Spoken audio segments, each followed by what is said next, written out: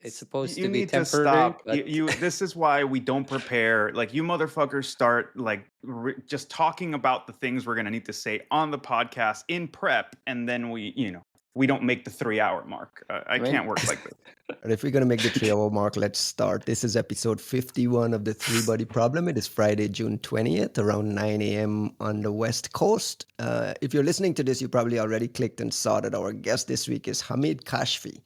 Hamid, introduce yourself for the audience. hi. Thank you for having me on the podcast. Really appreciate it, and I'm happy to be in the corner of the frame today. And you're here specifically because of the Iran Israel conflict. Yeah, I guess so. Give me a There little has bit of your background? I know you worked at the Immunity and you worked at Trail of Bits. You're an offensive security researcher, well known in this space. Can you give me a little bit of your background? Sure. So I basically born and raised and grew up in Iran until 2011. And while I was there, I was working with private sector and gov and pretty much anything any independent contractor would do on the offensive side. And moved to Sweden, supposed to be temporary thing for studying, but then it became a permanent thing. And I didn't leave Iran in good terms or in a good way either. That's a whole story on its own, but not for this podcast, perhaps. But yeah, I've heard some things from Dave Itel on that one that I'd love for us to discuss at some point. I mean, Ryan was just asking, how should I introduce you? I would say just say a random dude from Iran who rode a donkey to Europe. That would sum it up, I guess. That's awesome. I imagine you're locked into watching television and just 24/7 streaming about what's happening. Locked in would be for just a Monday. Yeah, unfortunately, everyone is aware of what's going on, and everyone is trying to catch up, and especially those who have migrated out of the country and we still have friends and connections and families with the other side. This is a weird situation to say the least, and there's not much we can do. We could just observe and hope that things will de-escalate. But every other minute we are watching something new unfolding before us, and it's just getting worse and worse. And yeah, that's the situation that we are. War is ugly. War sucks. But pardon my French, but some fuckers drag the whole country into this, and there is no return point at this point.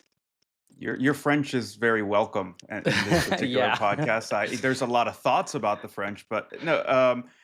I actually appreciate you kind of bringing that in, and frankly, you've kind of brought that up to me over the past couple of days, which I appreciate, because I've got tons of friends in Israel and coworkers, everything. So it's easy to worry. Like, I'm used to immediately going to the human aspect of it on my end with the Israelis, and I have to admit, like, we caricaturize Iran because, especially in the US, right? It's even in the way we talk about it, sort of like in political circles, the president and everybody. It's just like Iran is this kind of ridiculous caricature or mascot of the regime. And it's easy to forget that there's actually people there and that this fucking sucks for a lot of people that have jack shit to do with the decisions of a fairly despotic, political class that they have no control over. So I appreciate that. I level me if I start getting all like war hockey. I think there's always like that jingoistic instinct as an American to be like, yeah, fuck it. And it's like, okay, let's remember that there's human beings involved. So I appreciate the reminder, man. Yeah, I mean, there's always this duality of like pretty much any Iranian living inside or outside of the country. There is always this kind of like dual personality and weird way of living that everyone has to keep up with the way that the government wants people to live and behave and say and act. And then there is the actual way of living that people follow and what they believe in, whether in favor of the government or against it. That's both sides have their own opinion, and well, to some degree, each of them needs to be respected. That's fine, but there is always this aspect of, especially when you are outside of a country, is that it doesn't matter how much you agree or disagree with the government. There's this reality that you're disconnected from your home country, but you are still somehow virtually connected. So you cannot I can't just pretend that I don't give a shit about any of this that is happening, but I do. And I can pretend that I have it. Yeah, and you end up watching the news, you end up following and everything, and it affects you. And there is also the point that, well, as Juan mentioned, like the government side of things and the political side of things, even for those who are in favor of it, it's still the weird situation because uh, let's like take a neutral side and say, okay, there has been some claims, there has been some disagreements, there has been some power play, some like governments jumping at each other. This all happens all around the world. But what hurts the most is that an entire nation has been dragged into this game of, oh, we are the biggest, we have the biggest missiles, we have the biggest bombs, we have the most advanced technology, we have like n million like populated army and so whatnot. And then when shit hits the fan, it all falls within 6 hours. And then people question both Right. those who are in favor of the government and those who are against it. Or like, so what the hell? What the hell just happened? Where did it all go? How come we are in this situation? Like, where are all those defense systems, those radar systems, those like advanced technology that you are advertising and broadcasting on TV and rubbing everyone's nose in it? So where is all of that right now?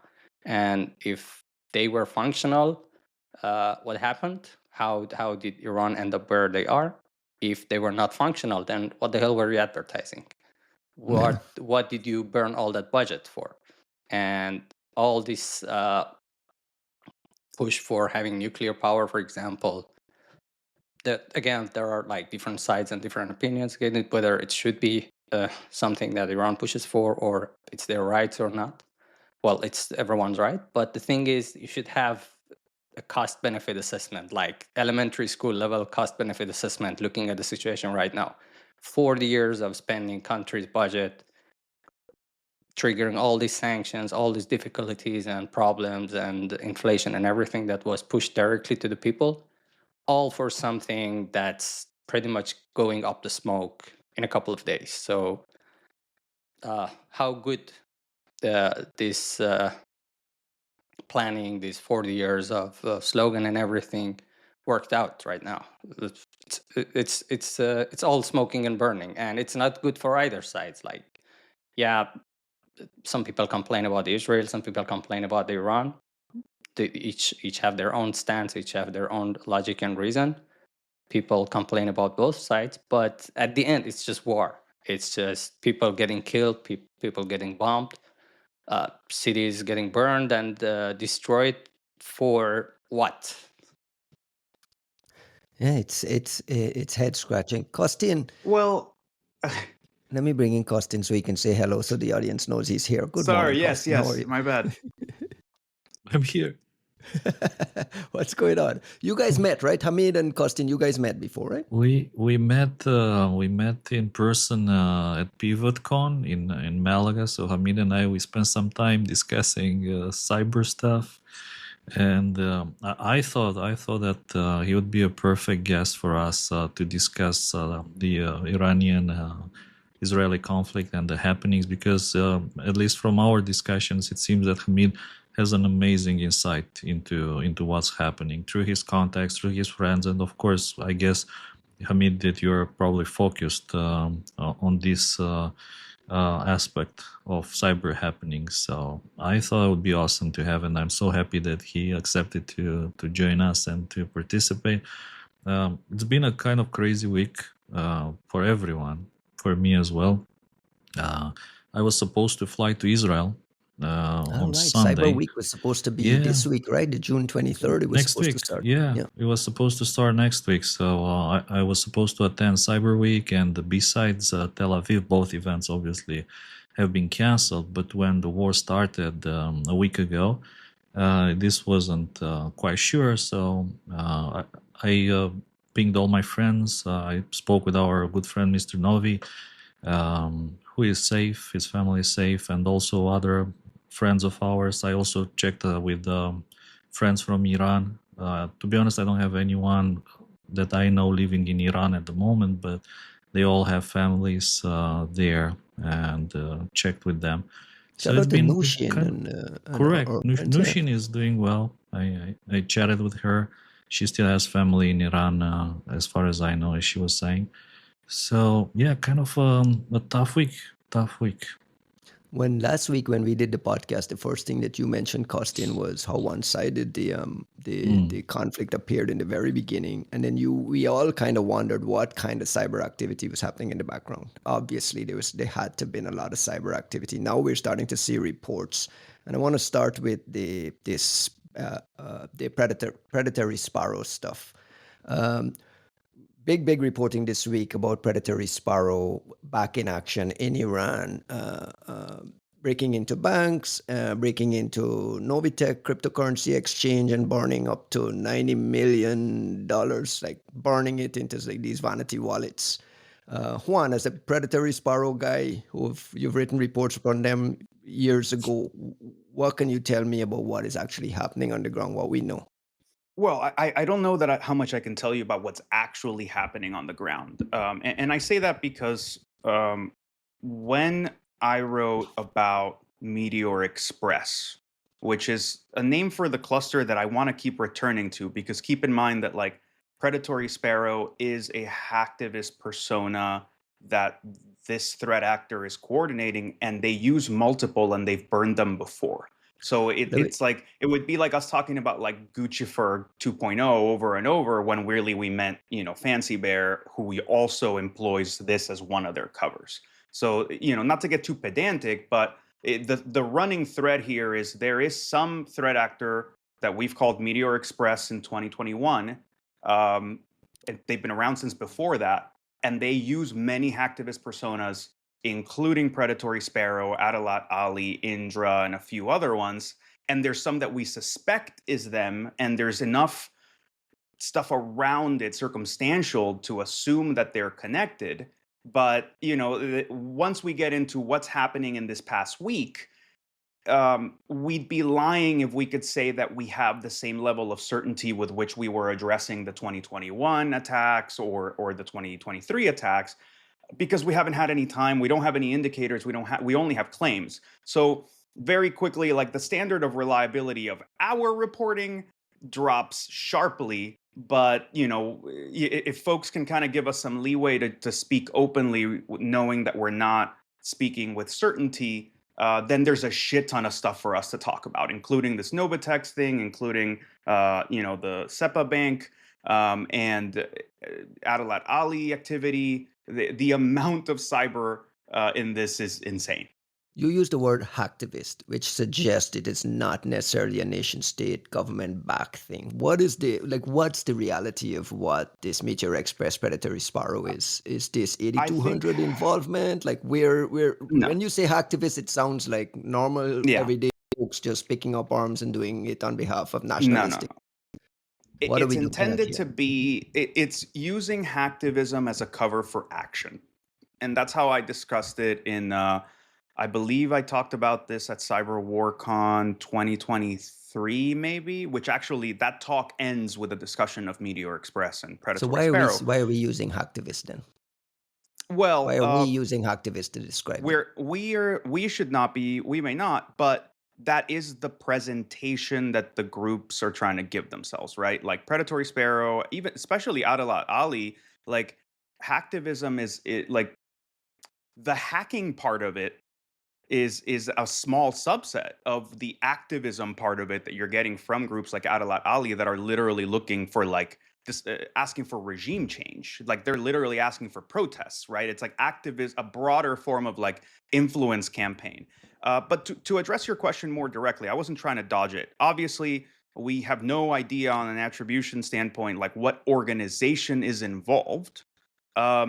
I think we're very hard pressed to look at this and think that it's not, Israeli nation state aligned to a point where it's like, and like the capabilities involved and the fact that it's been happening for like 6 fucking years, it's hard to look at that and say, man, no, it's just some very dedicated hacktivists.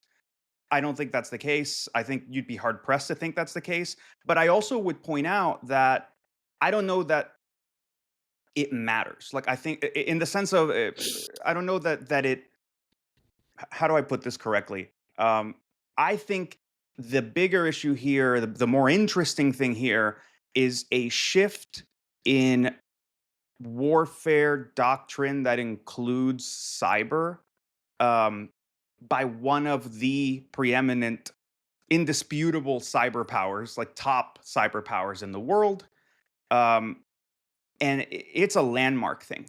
Like, it's hard to discuss it in abstraction right now because we're so close to it. It's happening right now. But keep in mind that what we're seeing is probably the biggest event in quote unquote cyber war. Don't love the term. I would say cyber at war, or cyber in war.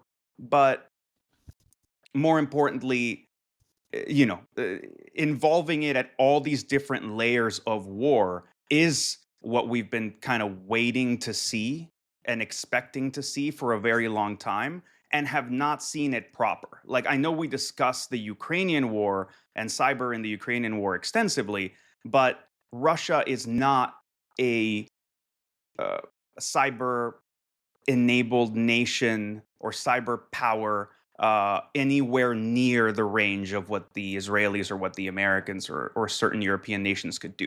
So we haven't seen like a proper system of systems style war that includes cyber openly ever. So this is really, I mean, it's an interesting and exciting time from the perspective of trying to understand developments in cyber at war. Hamid, to you, does it matter if it's described as hacktivists or if it's nation state or what, or you're just focused on what the outcome is? This is actually, like, Juan touched on a pretty interesting thing. Like, I'm gonna go with the timing first, because if you, like, all these groups, hacktivists, government associated, APTs, or whatever you want to name, or whatever they want to be named, it only matters and it's only obvious if you have been watching and observing them over a very long period of time. And by that I mean at Right. least 4 or 5 years, or as long as they have been into existence. And in most cases, actually way before that. Like, if you look at Labdukhtagan, everyone knows them from their Telegram channel. But if you know what you have been looking for, and you have been, like, observing the kind of context and the kind of operations that they have been trying to pull off, they actually go way back. Like, I'm talking about 2015, 2016, from some random anonymous blog that changed name later on, that changed name again, and then became a website, and then they became Right. some online group, and then became a Telegram group, and then changed another like, it's a long history, but the content and the context has always remained the same. So it doesn't really matter what we call them or what they want to be called. You should look at what they have been trying to achieve over a long period of time, how successful they have been, and what sector or what industry or what agenda they are focused on. And if you look at the groups like hacktivists, APTs, again, whatever, that are focused on the region and the Middle East and in Iran, you could pretty much draw some lines on what they are focused on. Like, if you look at on Sparrows, you kind of guess what they are about to and where their interest lies, which is mostly like taking down big systems, affecting like critical infrastructure, going after like targets that actually have kinetic impact. And that, like, when that usually happens, almost always it's response to something or some action that the Iranian government has done in the region. And if you go past, like, you could like match them one to one into events that has been happening in the past. Every single case, literally every single case.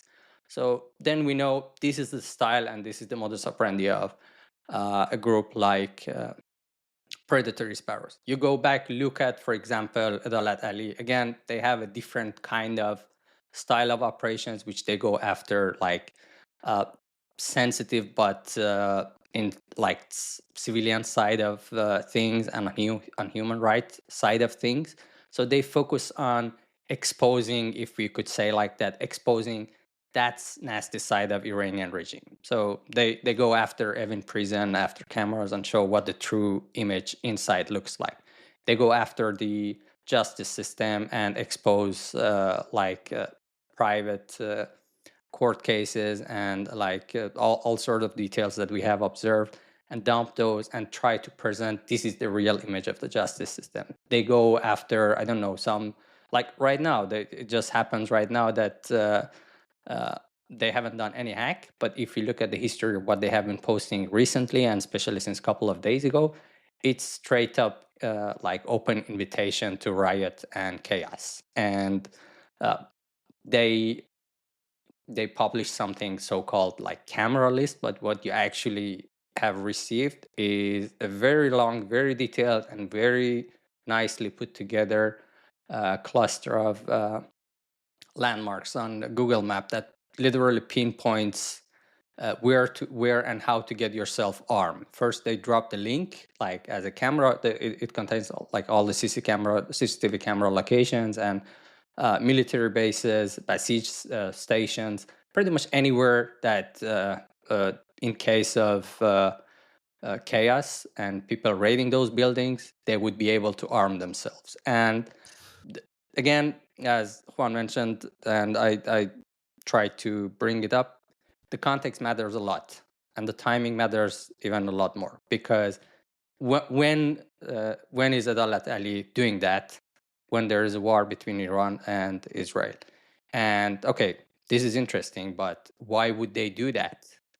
Because Israel is calling or pretending to call not directly for regime change, and they are also, as their third stage of targeting, I believe, they have now started since today going after entities and buildings and organization and people that we often meet them in the street when there is some protest against the government.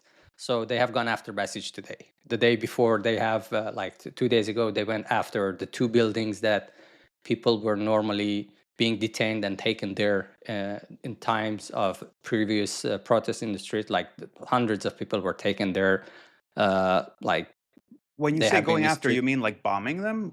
Yeah, they literally bombed those buildings and killed some ranking people over there. And from today, they actually started going after Basij stations, and they officially announced that as well. So these two seem to be separate cases. Adalat Ali seems to be a hacktivist group isolated from everything else and try to look like different than sparrows or any other thing. But the timing and what the context puts them together, you see them as different pieces of puzzle. And I think that's how you should be looking at all of these groups, not when they randomly dump something like they hack Nobitex, they hack Sepah Bank. Yeah, it's a bank. It affects people. Yeah, IRGC was using it as well. But what have you been doing past 5 years matters and defines who you are and what you are. And another thing is, uh, I always like kind of joke about it every now and then on Twitter as well, that there are seasons that you should be looking at these groups because they start flourishing and showing their true nature and true face. Like each of these groups during certain periods of times, they have shown their actual ties and their actual connections, and you could make it obvious. Like Sparrows, it's pretty much obvious. They are not trying to hide it.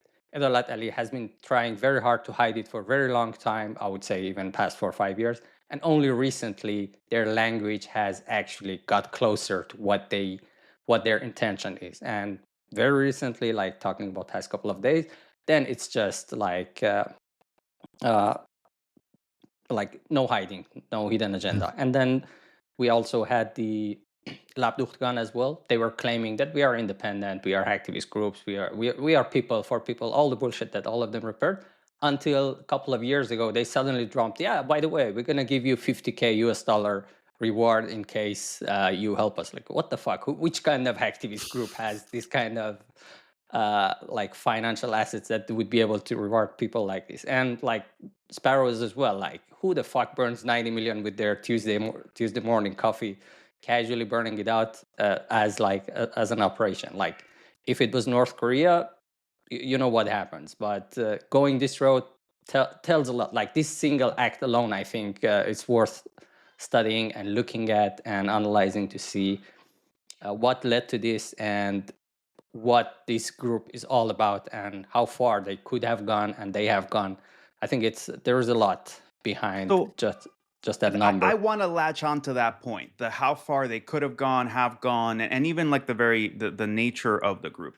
Like, I think Predatory Sparrow is an interesting inflection point, precisely because the nerds in cyber war, the academics trying to get in cyber war have been talking about deterrence and signaling in cyber forever, and it never really made any sense. Like I think it was a kind of like a overtly kind of stupid idea, be, insofar as we were trying to apply this notion that like you could signal cyber capabilities and that you could um, deter an enemy from doing something you don't want them to do, or and make them reconsider what they're doing based on cyber power of some power projection of some sort. And that really never made sense with the attacks that we see, with the kind of things that we actually see in the field. So it seemed kind of dumb to like overemphasize it to that degree and try to bring it into the discussion now, until Predatory Sparrow becomes a thing. Because at that point, you actually see signaling of capabilities, signaling of including the intent and willingness to use them. That's where the US like falls flat on its face, right? Like the US has capabilities, but they're unwilling to use them most of the time. At least they have been up until this point. It takes way too much. It's like a constant topic of discussion in this podcast. It takes way too much approvals and bullshit and thresholds for the US to actually use its cyber power projection. But in the Predatory Sparrow case, what you see is someone who's has the capacity to do a lot, employs the capability, like is willing to employ the capability in the field, actually use it for something, and yet shows restraint. Like there is a delta and a measured and stated delta between what we could do and what we chose to do. And that's the first time that you actually can discuss signaling and deterrence in cyber operations, as far as I'm concerned. That's why I keep saying, like, this is a landmark fucking moment. This is a change in like how we see cyber, quote unquote, warfare or cyber at war, because now we can talk about somebody saying, hey, I'm going to show you proof multiple times. This is like a bunch of operations that like Hamid and I looked into, and plenty of folks have kind of like touched on sort of the different ops that we saw 2021, 2023, et cetera. But it was a constant thing that they would basically show you. We could have, let's say, bricked all of the gas pumps in Iran and made it so you could not bring them back up anytime soon in a country that's sanctioned, where Ingenico no longer does business, and you're going to have to go replace, and it's going to hurt people for a long time. They showed that they could, and instead they put the Ayatollahs in the gas stations. Well, they definitely disabled them. Like they flashed them in a way that they were going to have to be fixed, so it wasn't going to come right back on. But they obviously did not permanently brick them. They reported a vulnerability that would have let them brick them to Ingenico. And at the time, I didn't know if that was actually true. That's something they claimed, but I saw in Hamid's paper that you were able to confirm it. Like you saw the email. So so just to kind of put the bow on that point, there's you show that you could have done more. You still are willing to do something, right? You didn't just claim that you could have done it, but then didn't actually do anything until last week. And then you know, the final part that I think is really interesting and very specific to the to Predatory Sparrow activity is they apparently called emergency services ahead of the gas pump attack to let them know that there wasn't going to be any gas and to fuel up. So there is this signaling, and I know Hamid, like I'm sure you're like kind of looking at me sideways right now, but for all of the ops preceding this war, there was signaling that included taking care of civilians and making sure, or at least attempting to, or showing that they were trying to be responsible, and that, you know, so basically the Predatory Sparrow model was you attack You show that you have insane capabilities to do something very disruptive. You give them an example that's lower than the threshold of what you can do, but you do it. So like there is some pain and it's visible and it's public. You show that you are not trying to harm civilians as much as you could, like you're trying to minimize some of the damage to civilians. And then there's some trolling element that redirects the anger or the pressure of the incident to the regime, to the Iranian government. So like the phone number for the Ayatollah's office, the signs, hacked signage that like shows outrage about the gas. The other, there've been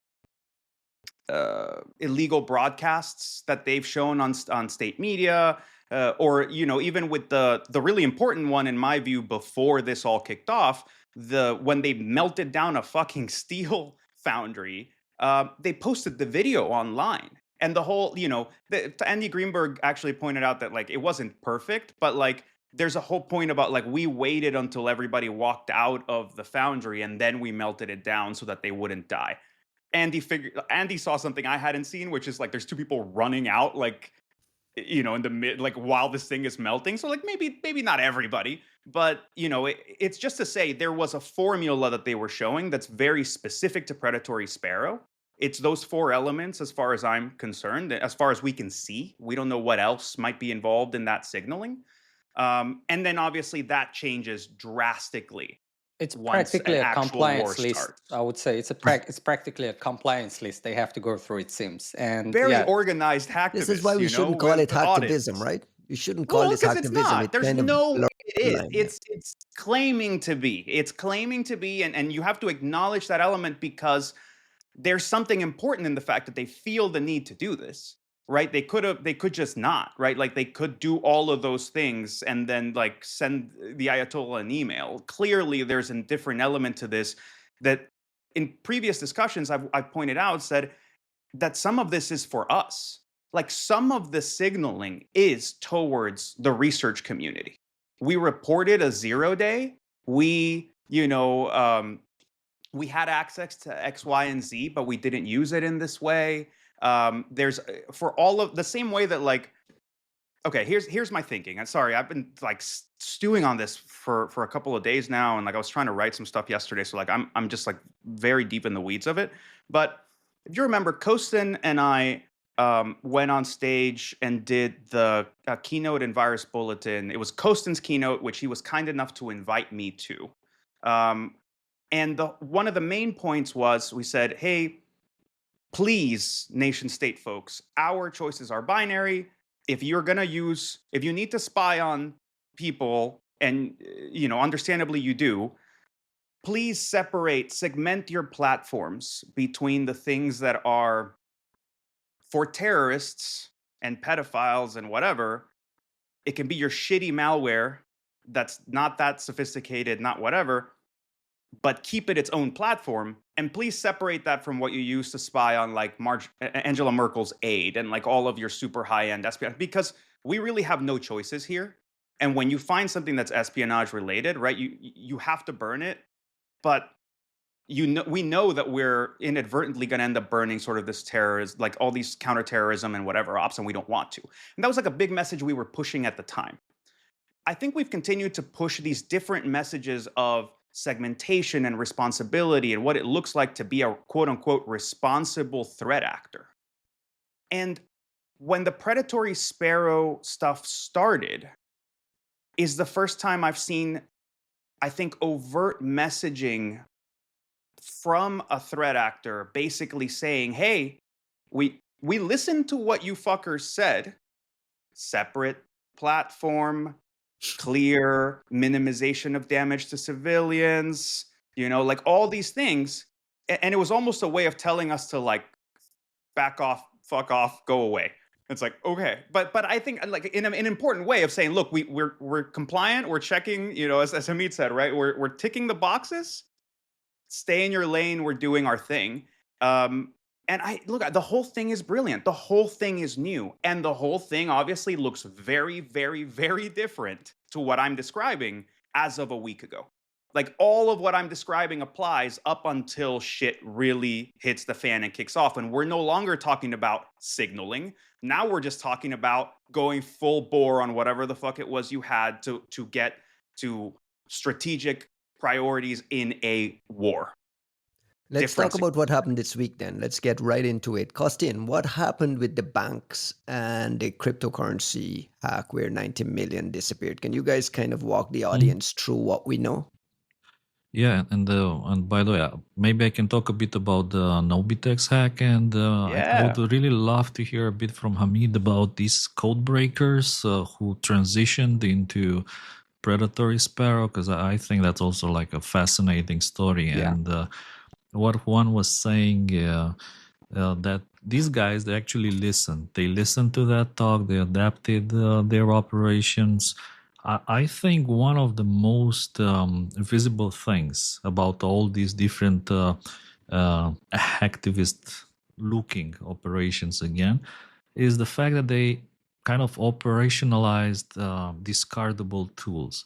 So it's part of their modus operandi that they just, for every single new thing, they discard whatever they were using the last time. They bring like a new tool set. It doesn't have to be super sophisticated. It doesn't have to be kind of, hundreds of millions of dollars that go into that, but it's just like something new every single time, something new, so that you can't possibly connect it to previous operations. And if it gets burned, and I guess they got burned at least twice. Checkpoint had the blog on Predatory Sparrow. They called it Indra back in the days, I think. They didn't name it properly. They said Indra, God of War, is watching, or something like that. Just to make a point, like Checkpoint didn't name the threat actor. They pointed out that there was a hacktivist, quote unquote, group called Indra that threat actor was using for operations in Syria before Predatory Sparrow stuff, before the Meteor Express stuff. So they use the name Indra, and you're like, oh, here once again we give into the confusion. That's why I keep emphasizing, like, let's call them Meteor Express. Well, I mean, self-servingly, right? But also because nobody's named it. Nobody's named the cluster beyond that. We're not going to talk about names on this podcast. No, it's not the naming. It's that we keep using the threat actor shell names, and it doesn't show the right cohesive thread for all of these different attacks. How difficult it is to actually track this stuff? It's all on Telegram, on these weird things. Like, how are you guys doing this with any level of confidence? So what you see is what they allow you to see.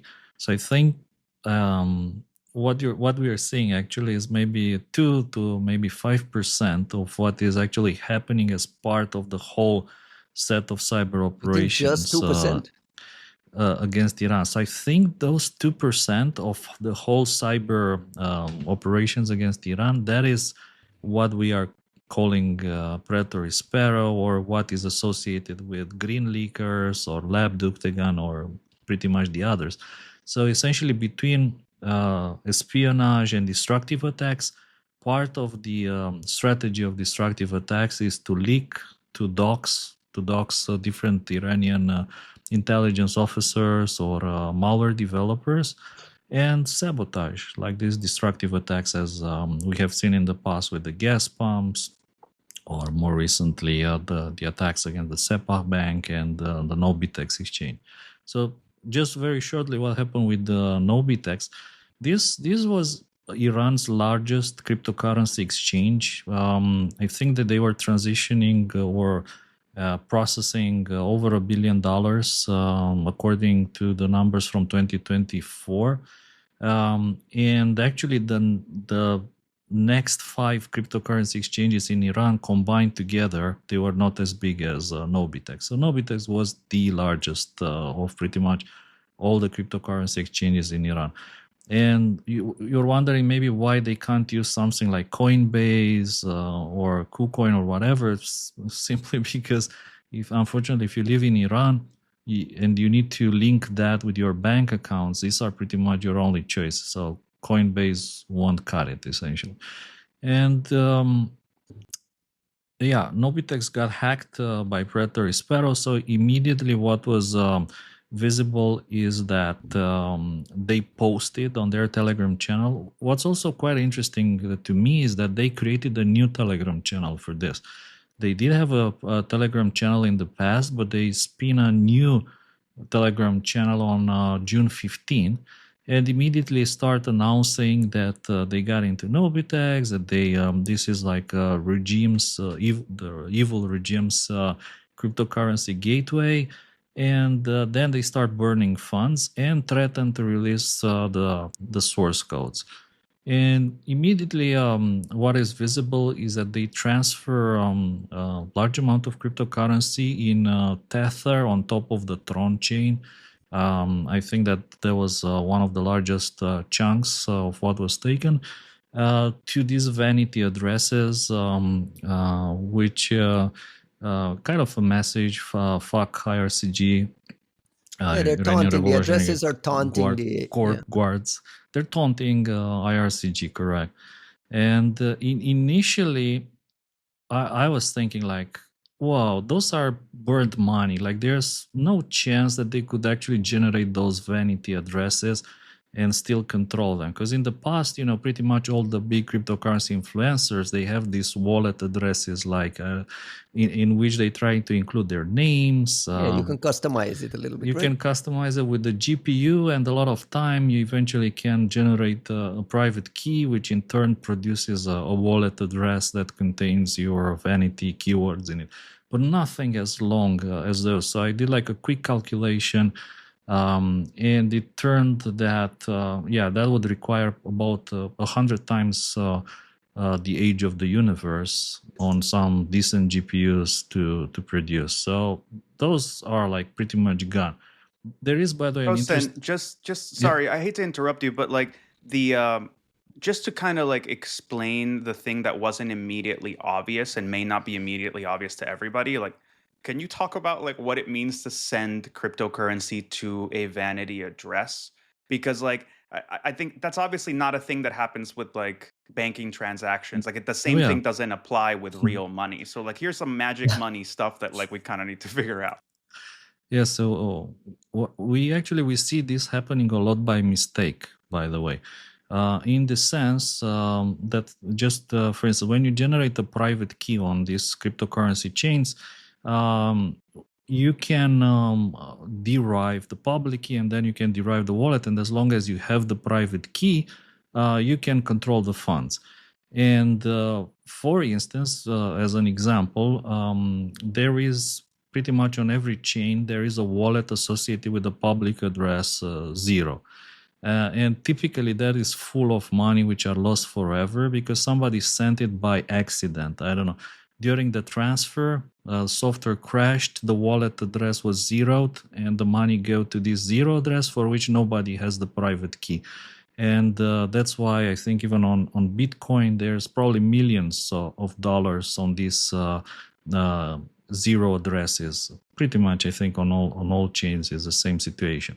So when you send money to a wallet for which nobody knows a private key, it's pretty much gone, with some exceptions. And I think those exceptions are also interesting. Like in this case, I mentioned that they stole Tether, which is a cryptocurrency pegged to the dollar. So 1 Tether equals $1. And the company that issues them, they pretend to have enough money in their safe so that they can essentially buy them back if anybody wants to sell them. Now, with this Tether on top of Tron, they can also be on different chains, like for instance on Ethereum. The company who issues them, they could destroy those funds, they could reissue them if they wanted, and send them back to the victims. So in theory, those would be recoverable. But again, considering that we're talking about Iran, which is typically sanctions, so nobody wants to deal with that, I very seriously doubt that Tether will ever destroy the currencies which went to that vanity address and to reissue them so they can pay back the victims. But it's specific to the chains, right? So it's specific to the cryptocurrency's design, right? So like if they didn't plan it into Bitcoin, right, you couldn't just be like, hey, we're going to donate everything from wallet 0 to nonprofits, right? Like, They would have to do like a hard fork, I guess. So they have to kind of rewrite things and then, implement more control. But people are super, how to say, they're super afraid of hard forks. So nobody fancies the idea that you rewrite the protocol. I mean, this happened in the past, for instance, with Ethereum. There was like a big hack and they decided to hard fork. That's why there's now Ethereum Classic and Ethereum. There's the real Ethereum, and then there's Ethereum Classic, which is the unforked one with that essentially exploit. I mean, that's where you get into like the multiverse version of like cryptocurrency, right? Because like people don't like it. I agree with you, because then like I've gotten that sense that like people don't like hard forks, but there is a good reason. You can't, as far as I understand it, you can't just kill the other thing. Like it seems that people kind of stick. There's always purists who decide that like they're gonna be pissy and stick with like this version of the old one's the real one. You're like, that's not how currency should work. But okay, like there's only one big exception to this rule, which is Monero, this privacy focused cryptocurrency, where they agreed that they will constantly hard fork it. So they said like, every couple of months, initially every 6 months, but now I think they're doing it every 1 year or 2 years. They're just going to hard fork the code, and whoever wants to be left on the old code, we don't care. Like that's not what it is nowadays. So they build this into the whole concept, but everyone else, everyone's scared of hard forks. They don't want to hear a bit about but it. Isn't that, Kosin, just as like a corollary, and we should go back to the topic of the war and like where we started here, but like isn't that essentially like in a cryptocurrency universe, aren't we basically discussing whether these like people are putting update mechanisms into how these things work? Like I understand that cryptocurrency is about immutability, but considering how many issues we're seeing as far as like, oh, this compiler has a vulnerability, or like someone fucked up how these contracts are made and now like, we can never fix whatever. Like it's almost like the notion of immutability for blockchain has been taken as an excuse to have no update path by the people who manage these things. And I know that it's not a simple problem, but it is an interesting thing to acknowledge, of like you're asking people to put their life savings into an archaic piece of technology that can never be updated at its core. And it has had interesting corollaries for people building on these like bullshit chain, like I guess on-chain currencies that build on top of Ethereum, where it was designed with a lot less thought than you might consider for like Bitcoin or Ethereum or ADA, or like things where like folks are really thinking it through. And it turns out that when you write a contract, you don't ever there are always edge cases you don't consider. And then you don't have an update mechanism other than a fork, which is literally to say, hey, like, let's break away from that timeline into this other one, just because we all agree we're going to keep moving in this, we're just going to all turn together. But you can't actually kill the old thing. Look, I think we should differentiate between rollback and forks. Like what people are in the updates, rollback and updates. So updates are happening all the time.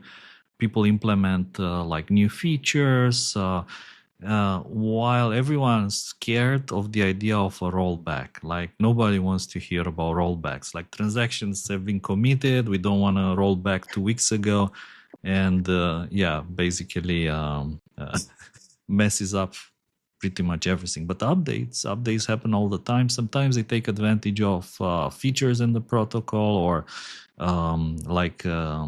those kind of flags or values, like it's defined, let's say, from 1 to 10. Now we can define 11 does that, and the packet size and format is variable, so you can implement new features all the time. And this happens for a lot. certain currencies, like what you were saying about Monero, right? And no, not just Monero, but like, I mean, segregated witness is one of such change, which was implemented in Bitcoin, for instance, that some people were against, because it's not the original vision of Satoshi, it's something new. Then other people got upset and they forked their own version, Bitcoin Cash. But yeah, again, it's possible. It's possible to do updates, and these updates happen all the time. But people hate the idea of rollbacks. Culturally frowned upon. Frowned upon. Let me Yeah, circle back to but Nobitex for a second.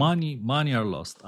From a practical point of view, at least what I have been able to calculate at the value when this happened, $89.960446 in cryptocurrencies are gone. And this is, I think, probably the ultimate proof when we are speaking like, is this a hacktivist group? 89, just to put a point, you forgot the word million? 89,960,446 Pocket money for dollars. So that was my question is to Hamid, is $90 million just disappeared overnight across multiple chains, thrown into these born addresses, disappeared overnight. What's the signaling there? So first, let me go back quickly to the point that Juan was mentioning regarding signaling and making sure there is no collateral damage and restraining their basically power. That has not been the case. And of course, we can have all the arguments we want, but I think Costin in our chat wrapped it up pretty quickly. It's wartime, and we should draw that line pretty clearly that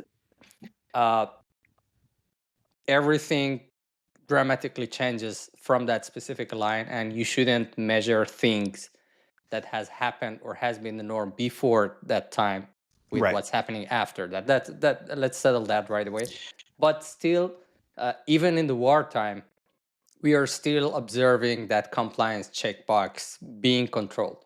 But I have a lot of disagreement on that part, especially since their last two attacks, mainly because what's difference this time around? What's the thing that's sticking point? Previously, as Juan mentioned, and I've also wrote in the long paper thingy that I did about sparrows, is that they try to do an early warning in different cases and warn people, or fire bridges and ambulances and stuff, to tank up their ambulances so they're not out of fuel, or when they try to cause damage in this steel mill company, they try to wait, despite it not being completely effective, as Andy Greenberg pointed out. I have a little bit of dispute on that as well, but regardless, they tried, and that's what matters.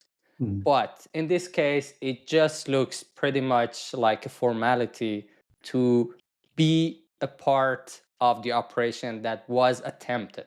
Whether it's successful or not, it's a huge dispute. How far they have gone to let people actually do the action that they demanded from people to do, that's a whole different thing, which I'm going to drop some F-bombs on that. Mainly because let's look at it. First, let's talk about the Sepah Bank, which is a big bank, so it's a little bit less scary. Wait, can you describe we haven't, and this is where I'm trying to play Ryan's role, but it's we haven't actually told people what happened at Sepah, and even for Nobitex, we're kind of we're describing all the elements of it, but can you just give us we're assuming the audience has read up on it. Let's step back. Let's step a little bit back. If we're gonna go war news and related, we had three kind of hacks happening. First was the pre-positioning stuff, which goes way back. There has been different incidents. Most of them, I would say 9 out of 10, not even made it to the media. Even Iranians or locals, so they remain hush. What? Give me some examples. There has been banking incidents. I have been observing and getting into details of core banking systems, critical infrastructure networks, telecoms, and whatnot being popped, APTs, or they have detected intrusions, or they failed to, but I observed the signs of. And does the Iranian government document any of this? Do they have a CISA equivalent? That's issuing bulletins, there is a CISA getting people to patch stuff? Exactly. It's called AFTA, which is it doesn't make any sense to do the Farsi version here. Everyone knows what we're talking about. But the point is, there is an entity like CISA that takes care of those stuff, and pretty much any warning that they send is kinda on a secret, don't disclose, closed circle circulation. So they don't post anything publicly for whatever reason they chose to. But there are efforts, and they are tracking stuff or failing at tracking stuff. And it's been an ongoing thing for a couple of years. However, I get to read all of them. That's not really the case here. But what's matter is that like there has been a lot of incidents that has triggered warnings and has triggered actions that have not made it to the public news, and I look at them as prepositioning cases. Now we are seeing the effects of it. If you remember, like a couple of years ago during this glass house discussion that we had with Juan and Silas and Dave Vitale and others were as part of the conversation, I was mentioning that like the core banking network in Iran is a ticking bomb. That's what I was saying back then because I was watching these things happen. And they are literally lighting up one by one right now. And I would really, really be surprised if Sepah and Nobitex are the last ones. So I think we're just watching the beginning of it. And back to the You message. think they've been pre-popped? Like they've been pre-popped, and this is For just sure. now coming I mean, up, right? like Israel, of course, they had this planned a couple of months or almost a year, as they claim. Like they had it planned ahead of time. So it's not like they started bombing today and then they started hacking yesterday. This is not how it works. They must have been sitting there, like persisting and like watching how things go, like how are things going on, and like preparing and testing their stuff for the day that would be today. So that's how any government would do that. Like US does that, Europe does that, Iranians do that, anyone does that. If you want to be reliable in your operations, you need to do it in advance and you need to be tested. So that's the part. So like if we look at the wartime activities, we have these prepositioning things that happened like previous years. Then we have right at the beginning of the war, that's also less discussed, but I think it's as important or even more important, is that like there has been some cyber pew pew happening as well. Most important one, and I would say least covered and discussed one, is the fact that Israelis were so successful at the first few hours of their raid to the Iranian airspace because the Iranian air defense and radar systems were hacked and compromised and sabotaged. So there was no visibility while they pulled the trigger and started their operation, and that's a huge deal. We have observed that and we have witnessed that happening in Syrian airspace before. I don't remember exactly when it was. I think it was 2-3 years ago, if I'm not wrong. But I didn't track details of it and I don't recall. But it was pretty much the same story. Before entering the airspace of Syria, they basically blinded them via cyber operations. And what does that look that like? was Is that discussed like you're with. talking about a wiper? When you say just a cyber operation, we're talking about We don't something know. wiper And related, don't know. something Iranian custom government, related? we don't know, but I mean you could imagine that they have been sitting on that network long enough that they know where and when and how to pull the trigger. I So mean, if you're not sitting on those systems in where are any you? kind of like What are you even military doing? like Right. context, like you're not Exactly. doing jack shit in cyber. Like Exactly. you're pointless. And like, look, in Iran specifically, this is what was claimed about like the Nitro Seuss operation that was supposed to be like the broader umbrella that included Stuxnet.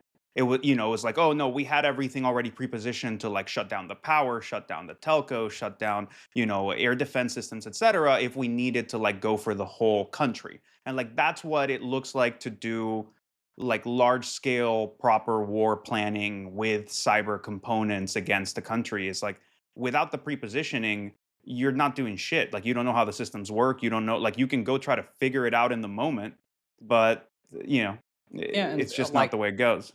Americans did something similar as well when Iranians downed uh, the U.S. drone over Persian Gulf. When they took it down, like U.S., Yeah. I think it took them 2-3 years that they like openly expressed that we did a response against Iranians.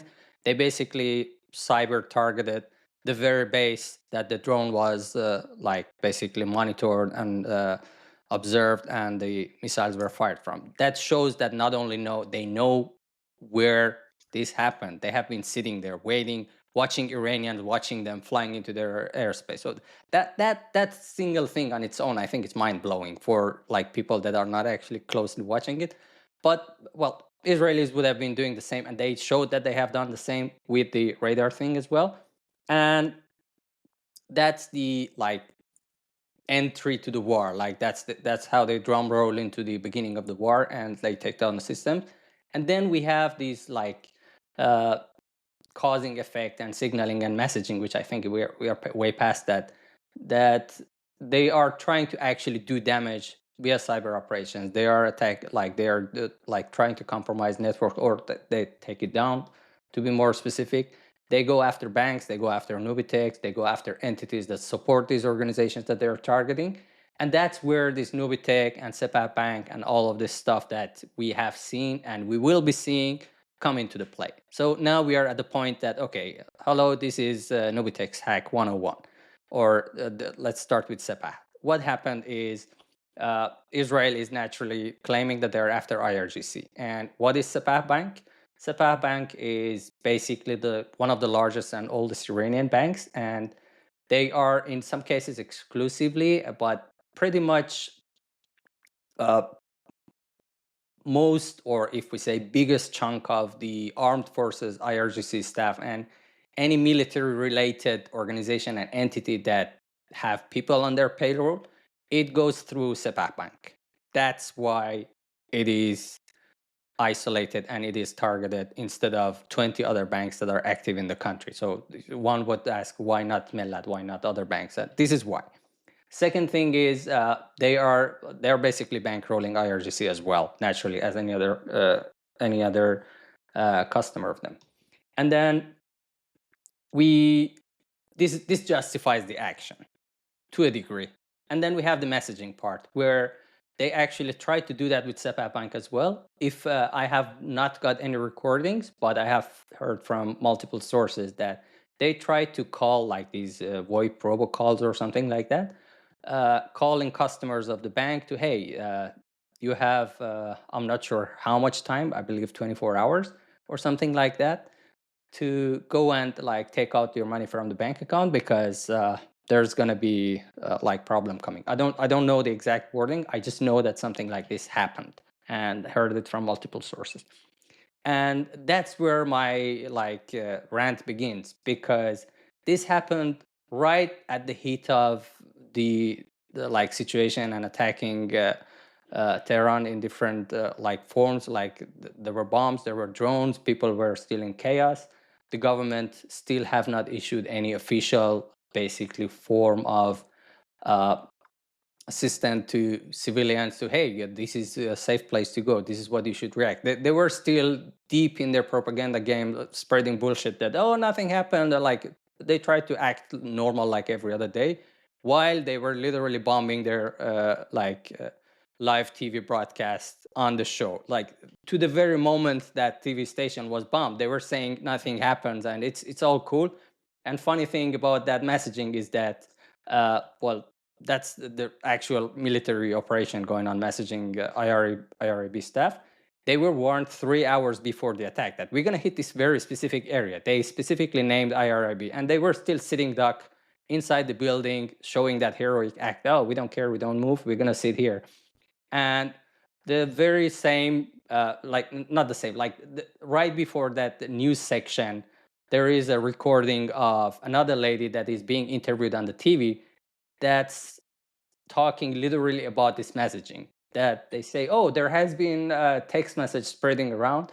Israelis telling Iranians to evacuate specific region because this is going to be there's going to be a bombing. So yeah, what should we do about it? Yeah, just chill out, ignore it, don't mind, this is just propaganda. This literally happened, and that's why I lost it on Twitter, and a couple of people were like surprised that I'm like taking Israel's side on this side. No, this is not taking anyone's side. It's literally just calling stupidity of someone on national TV, literally getting people into harm's way and effectively getting them killed by asking them specifically and directly to ignore a very credible, very serious, very specific notification about evacuation and saving their lives.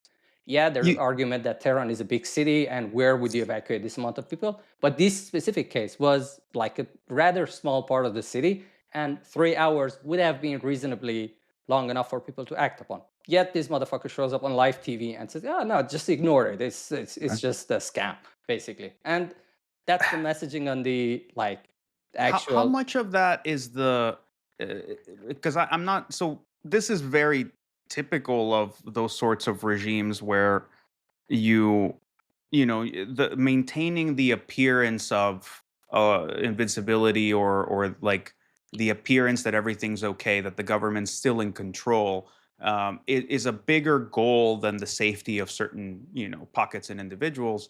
But I'm curious how much of this you feel is like there's no history of like Iranians understanding like the Israelis like knocking on the roof, right? Like throwing something like before they bomb a building, they'll like just throw like some kind of shell or something to just be like bunk, like get the fuck out of this building. We're about to bomb it. That of course folks in other places have learned to take very seriously, right? You don't necessarily have that background.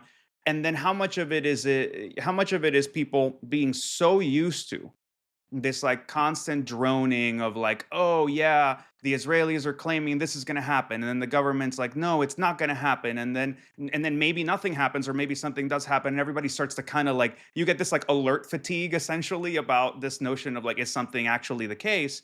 And then how much of it is maybe just the government literally being like, sit there, keep going, don't you dare leave that fucking building, especially in like the IRIB context where you're like, this is such an important propaganda mechanism to control the population that like we'll take our chances, but like don't make people panic by leaving the middle of the broadcast, right? I mean, we're getting a little bit away from the cyber side of it, but I think it's worth talking about. And I think what happens here is that the government in this specific case, because it's their propaganda machine, they would actually benefit from it if anything happens. And we have literally someone like a news reporter or journalist, whatever you want to call them. They have like, I mean, they claim it's blood, but come on, it's ketchup. The guy's shirt is intact, perfectly clean, just ironed, standing in front of the burning IRAB building. Oh my God, this is like the act of the Zionists. This is what they do. Motherfuckers, you had 3 hours to get the fuck out of there. So don't complain. Right. And that's beside the, like, the fatigue that you mentioned exists in Iran, I would say, but on the opposite side. Like they have heard a lot from their government that we will do such and such, but nothing actually happens. Like they literally watch all the air defense system and missiles and whatnot, all the military capabilities that they have been watching on their like media, like Iranian media, getting showed, and they take pride in developing them. All of that, it did nothing. So they have this fatigue, but on the opposite side of it. And there has been so much coverage of like Palestine, Israeli, and conflicts in that region on the Iranian media, that this messaging aspect of Israelis letting know Palestinians and like other in that region that like the attack is imminent or evacuate. There has been even documentaries or like programs about these things. So people kind of are aware that this is not a joke. This has never happened in Iran before. It's a new thing to them, but that should actually mean that they should kind of take it serious, because they have not seen it before, so they don't have a background about it. That's on the cyber side, but that's on the like real life side. But when we go to the cyber side, this gets a little bit more complicated, because similar messaging exists. Like the same way they notified people that we're going to bomb you, get the hell out of here, they have also informed both Sepah Bank customers and Nobitex customers that this is going to happen. Like, get your assets out of this bank and sit duck. This is going to like go up the smoke. But, and it's a huge but, this happened when there is a war situation. So people are literally trying to like save their lives. They're trying to Evacuate Tehran and drive. evacuate. I mean, yeah. we describe a very chaotic and like messy image of what's been going on in Tehran when I'm talking about this. But in reality, a lot of people were also just living their lives. I have videos of people literally taking vodka shots on their rooftops, watching bombshells happening in their neighborhood, and kind of that level of chillness. Like we laugh at it, but it's how it is. Lebanese style chillness. Exactly. And then we have another video of people partying when like you literally see the things like passing bombs going overhead. off in the background in the evening. But nevertheless, they have been informed that this is going to happen.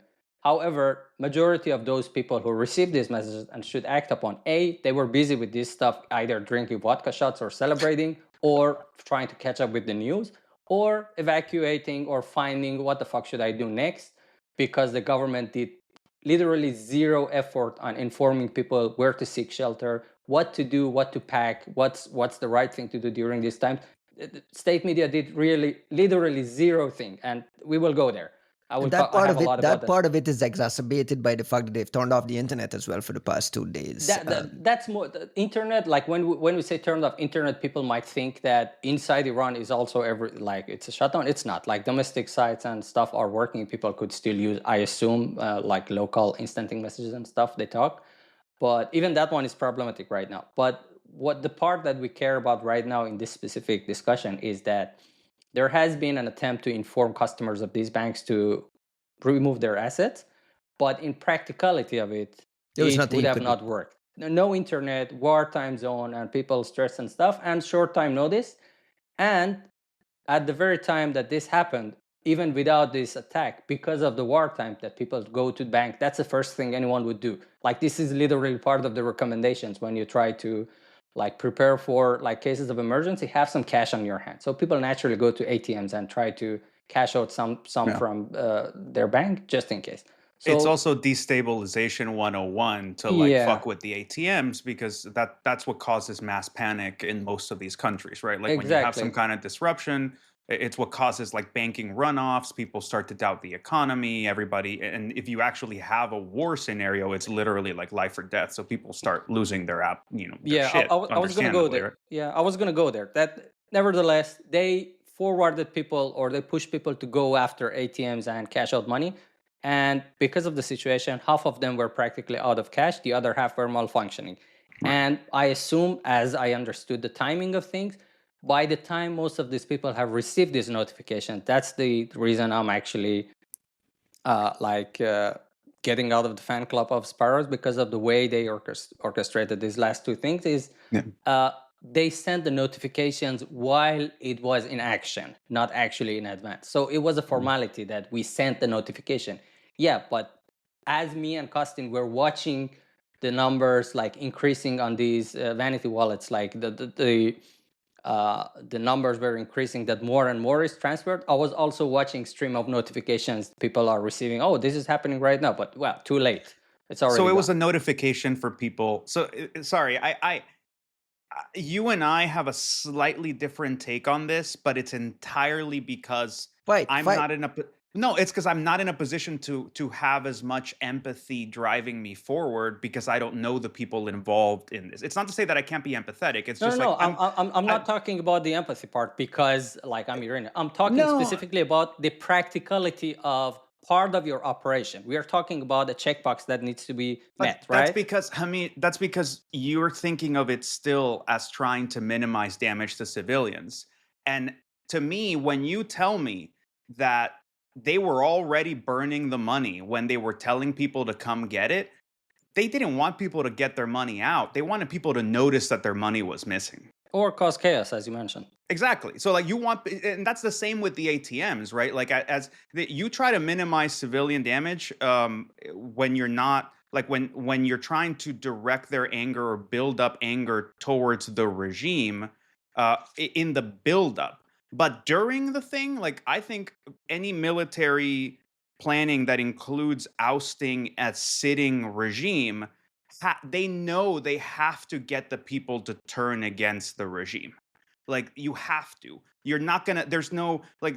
That's kind of the U.S. mega fuck up with things like Iraq. Is like if you don't, or parts of Afghanistan after the original first 6 months of the campaign, is if you're not turning hearts and minds, if you're not making the people somehow active in the role of deposing a sitting government, you're never like, what are you going to do? You're going to turn it into a vassal state? You're going to run the government, and force everybody into compliance? You can't. You have to get the people there to be the ones that are kind of seizing that opportunity. So like I just feel that the strategic, I guess I'm arguing on behalf of like the effectiveness of the Predatory Sparrow guys, that like, no, their priorities changed, but I think they're still meeting their priorities very well. Those priorities are no longer, let's not make people feel pain. Now it's let's make people feel pain and like push it further towards like get rid of the mullahs and I mean, the you pointed on the exact thing I was hoping that we would get there as part of our discussion was the effectiveness of what they did as well. Right. Like, let's put the messaging aside. Let's see it worked or not. That's we already talked about it. Right. Let's go on the effect of things. There has been a couple of assumptions about how these effects would play out in the Iranian, Iranian side and among civilians. Is that even with the gas station attack, the assumption of everyone, including myself, well, I would say I speak for myself. My assumption, based on my understanding of the situation and the culture and the nation, was that when something like that and at that scale happens, putting into the context that 2 years ago people were shot and killed in tens because of the very same subject, which would be access to fuel at subsidized price. When you cut them from their supply of fuel, again, I assume that there would be a lot of conflicts and frictions in the streets and like people protesting or people rioting, running for their fuel. But the way things were handled, I don't know who should be credited in this case. It's people, it's the culture, it's the government, who they managed to and how they managed to dodge this. Things actually went pretty smoothly. However, the very same people that, again, we are talking about messaging that's supposed to be not the collateral damage ended up paying for the fuel at unsubsidized price while this was getting fixed. Like one mentioned that this could have been much worse. This could have been half a year of recovery time, but they wrapped it up in 1 week with the by basically creating an army of people with Windows 7 expertise and an image to restore devices. Nevertheless, they got out of it in 2 weeks for majority of the stations. Similar thing happened here, and I was actually watching today about the effects of both of these cases. First, about Sepah. Okay, they did the messaging. People got it. They tried to get their money out of the ATM. It failed. We're talking about the chaos. It happened to some degree. So part of the agenda was met. However, the big goal was to kind of cause, again, a lot of tension because people don't have access to their money, which they don't. To today, there is a lot of problems. But government solved at least the targeted part of the Sepah customers, because I was mentioning that the Sepah has like 42 million customers in the country. I would assume that the armed forces and IRGC are a tiny fraction of those customers. I don't know how many. I assume maybe 10, 15, 20%. So 80% is already collateral damage.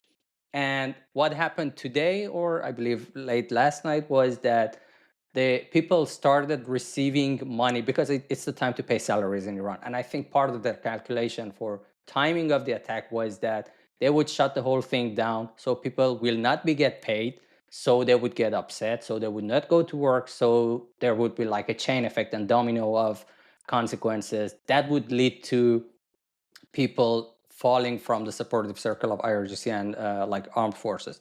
That did not happen for two, I would say, miscalculations. A, not getting paid on time, it's like Tuesday news in Iran. It's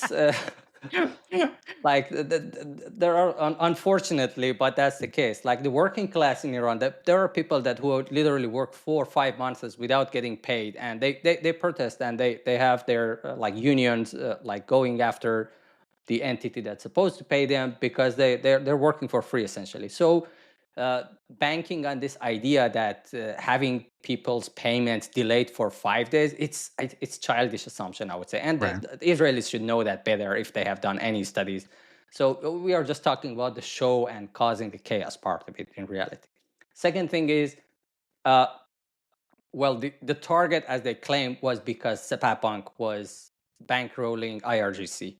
And literally today, people of, I guess, same demographic, they started receiving unexpected payments from different banks to their bank accounts. And what happened is that government saw, okay, we're going to keep you happy. So their solution to this Sepah Bank, while it recovers, is that they started funding salaries and doing the salary payments and channeled it through different banks to these people. But so only IRGC, right? we don't know. Like I hear from Right. if you search Twitter, there are a lot of people who have received. I assume most of people not specifically military, because there is no way to distinguish it. And Right. I assume if anyone is acting, even if they're connected to IRGC or military, they are not going to express it on Right. X. So the only reason I'm making that distinction, right, is like it's, again, if we're judging the effectiveness of the op, if I'm I'm happy for the IRGC people who are still getting paid, or but if it's only, sorry, or like, for the government people that are still getting paid, but it furthers this distinction of like, hey, the government folks are still getting paid. They're still grabbing their money. They're still able to do X, Y, and Z. And everybody else is I just out hear here you. getting fucked, Yeah. right? And Like, there are literally videos and audios of people calling like these media outlets like Iran International, BBC, or basically anyone that like spreads their voice without censorship, is that like people call that, hey, Sepah was my only bank. That's the only card that I have, and I'm fucking hungry. And this is wartime. I don't have money, and I can't have take out cash from ATM to get bread to eat these times, or like I can't travel, I can't evacuate because I don't have cash.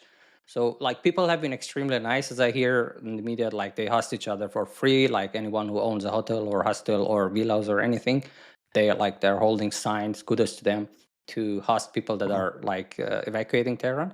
But focusing back on the effect of things, it worked in the sense that it actually had a big impact as part of targeting the financial side of things. Like focus of the sparrows and some other groups, I assume right now seems to be the banking sector or the finance side of the government, because Sepah was not the only case.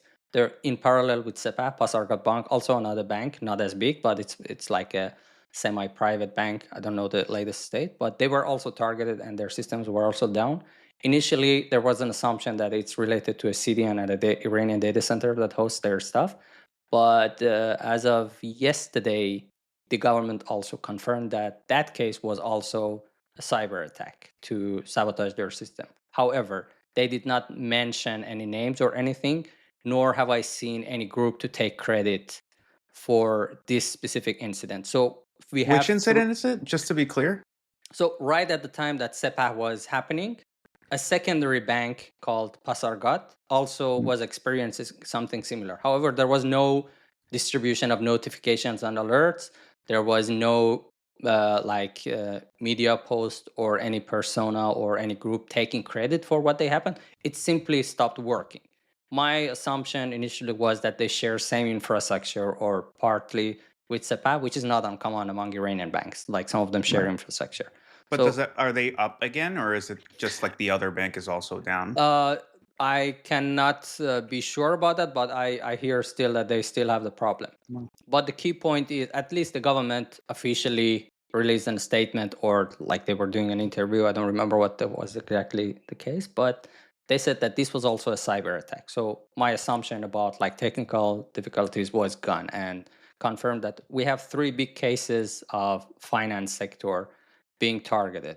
So it's very common to expect more happening, and I don't want to name, but I can imagine which exact bank would be the next one, because of this like hushed history of incidents happening at their network. Like I was discussing it with Kostin, like there is a specific bank in Iran that they had a pretty serious incident happening. They tried to wrap it up. They did an incident response, and they found and discovered, or so they think, the ground zero of the infection, which is a process spawning on their domain controller as domain admin, and that's the ground zero. That's like so like out of thin air, a new process spawns on your domain controller as domain admin, and shit starts to happen from there. That's their ground zero. They turned every stone. They went like client side, they went server side, and they didn't find there are only 2 scenarios you can think of. It's either like this IPMI and those kind of like remote management things that could be the point of entry, or it's a hypervisor case of persistence, and they try to jump from hypervisor to the guest store. So these kind of incidents has been ongoing for a long time, and this is what I mean when I talk about things that don't get media coverage and people don't talk about. One thing I find that particularly interesting. Sorry, Ryan, just the point about the domain controller. I mean, this is like Dooku 2, Dooku 1.5 style of like coordinating an infection. And I'll say, at least for the Dooku 1.5 one, like this is that kind of trampoline is precisely what we saw, where you suddenly go from like nothing. In that case, it was some kind of exploit that goes There you from go. nothing, I from was not aware nothing of like to kernel to driver to stuff loaded into memory, right? yeah. Like, and so there's definitely like an MO here of how certain things are done. And I mean, it's beautifully sophisticated, but Yeah. So the point is here. The point here is that something exists and something is about to happen. I'm not going to name this specific bank, obviously, but my assumption is that they will be, if not the next, some of the like cases if it's about to continue.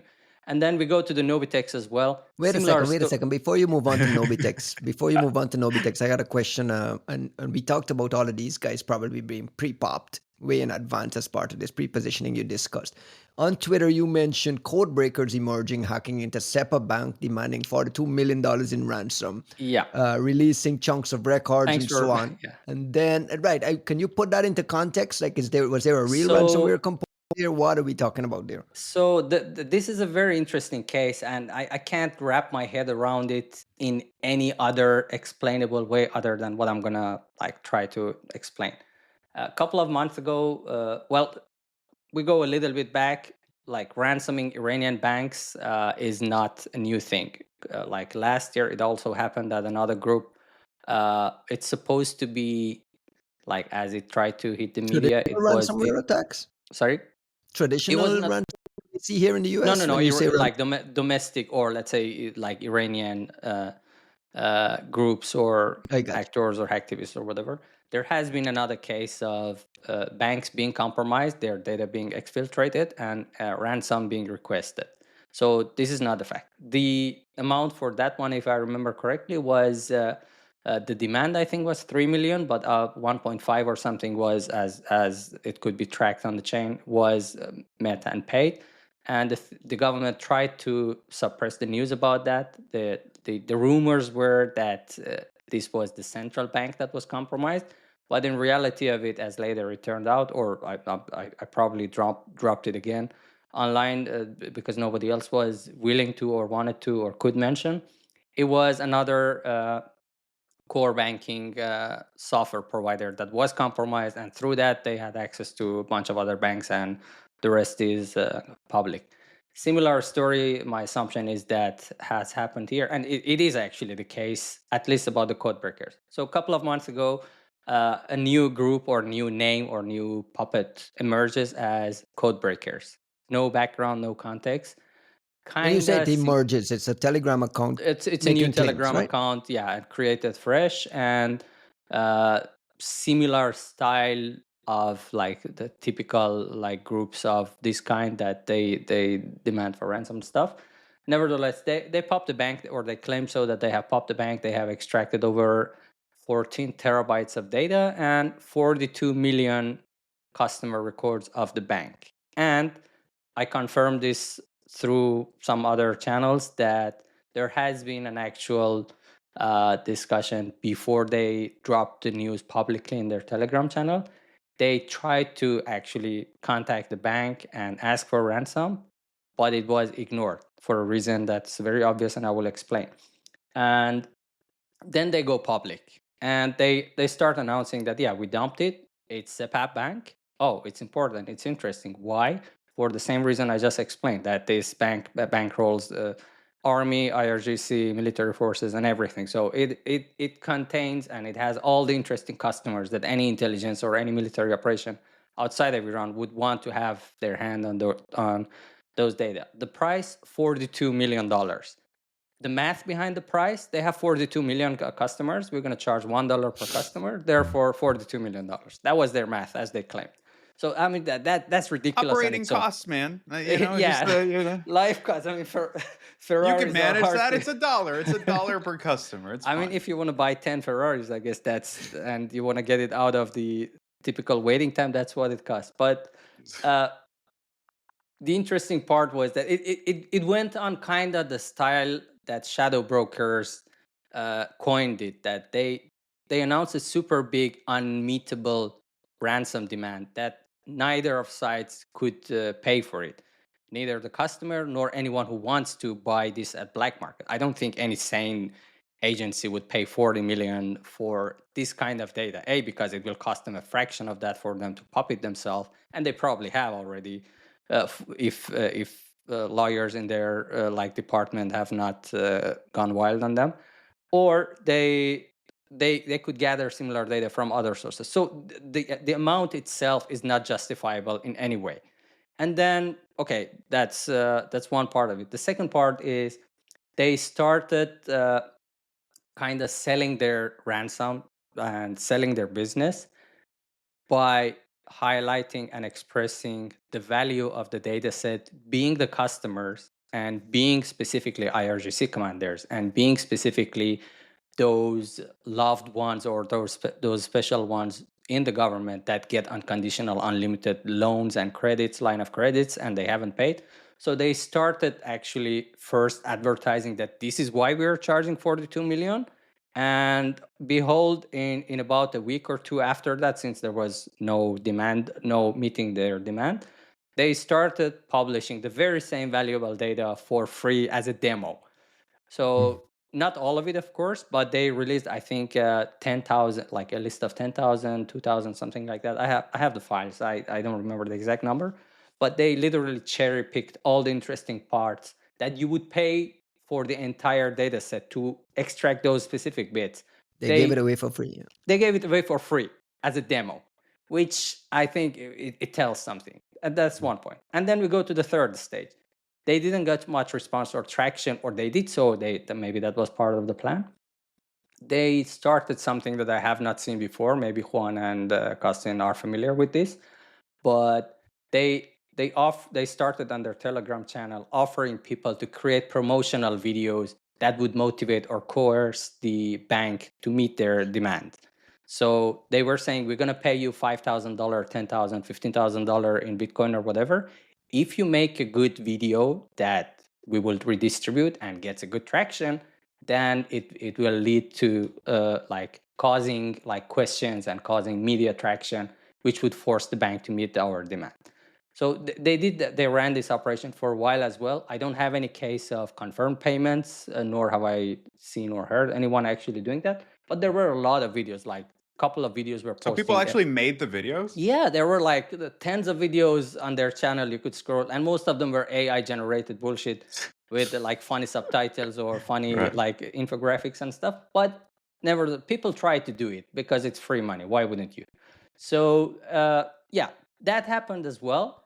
And it continued until it didn't. 17th May was their last message publicly, at least. And suddenly I was actually looking for something else. Then I needed to go back to their Telegram channel to double check. And I noticed it's gone, What the heck? So I noticed that the channel is private. I was still able to download files from it. And but the channel, when you search for it, it gives you some Telegram error. I assumed it's some sort of restriction or some sort, like someone made the group private. However, I was a member of that group through like a random Telegram ID. So if it would have made private, I should still have been able to see. But nevertheless, the channel is, we could say it's gone, or they have made it private. And that's been the case for about 3 weeks. And funny thing is, sparrows show up, they hit the bank, and they also claim that they specifically targeted it because IRGC. And the very last data sets that this group released was also IRGC commanders. So why are you separating the two groups as Codebreaker and Predatory Sparrow? Why aren't they the same people? Because at the beginning I wasn't sure. I'm still not sure. I'm still not saying they are the same group, and I don't think they are the same group. What I'm assuming is they were part of the same time frame planned for these things, because the only two ways I could explain this is A, their ransom demand was not met, but someone on the black market had a deep enough pocket to convince them to buy the whole thing, and then they shut down the Telegram channel, they go dark, and then 3 weeks later, by coincidence, sparrows hit the very same bank and do this. That's one scenario. but it's not justifiable, or I mean, I cannot convince myself that that has been the case of Sparrows, for example, or that side of government has paid for it, because groups like Sparrows, a group that burns 90 million for fun, is not going to rely their operations based on some random anonymous group that popped over internet and is offering them access to a bank of this scale and data of this scale. Because what if it's a cover up? What if they just fail? What if they double sell it to another country? So this is not something that you would rely on your war planning. You want something that works like clockwork. When I press this button, 50 seconds later, this shit should happen. And if not, I'm going to answer my commander why this did not happen.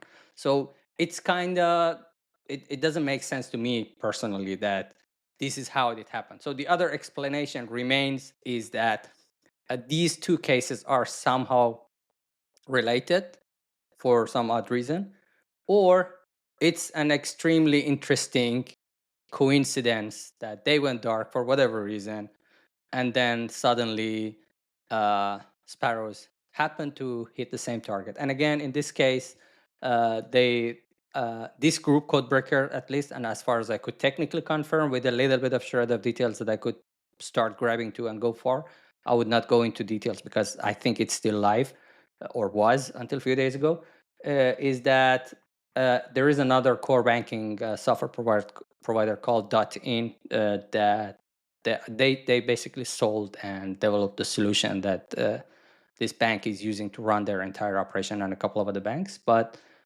that was the entry point for code breakers into the network. They posted a few screenshots that you could read out, basically make the connection with .in. And I think at some point they also indirectly mentioned it. I don't remember the exact words, but I got some initial tips when I looked up. It was like basically putting A and B together and figuring out which company is that they, excuse me, One that thing they that have stands targeted. out, one thing that stands out to me through this all is how unreliable all this information is. Like, how are you guys realistically and pragmatically tracking all this stuff when there's so much bullshit on Twitter and X and Telegram? I'm trying to just kind of peripherally follow whatever is happening in this war.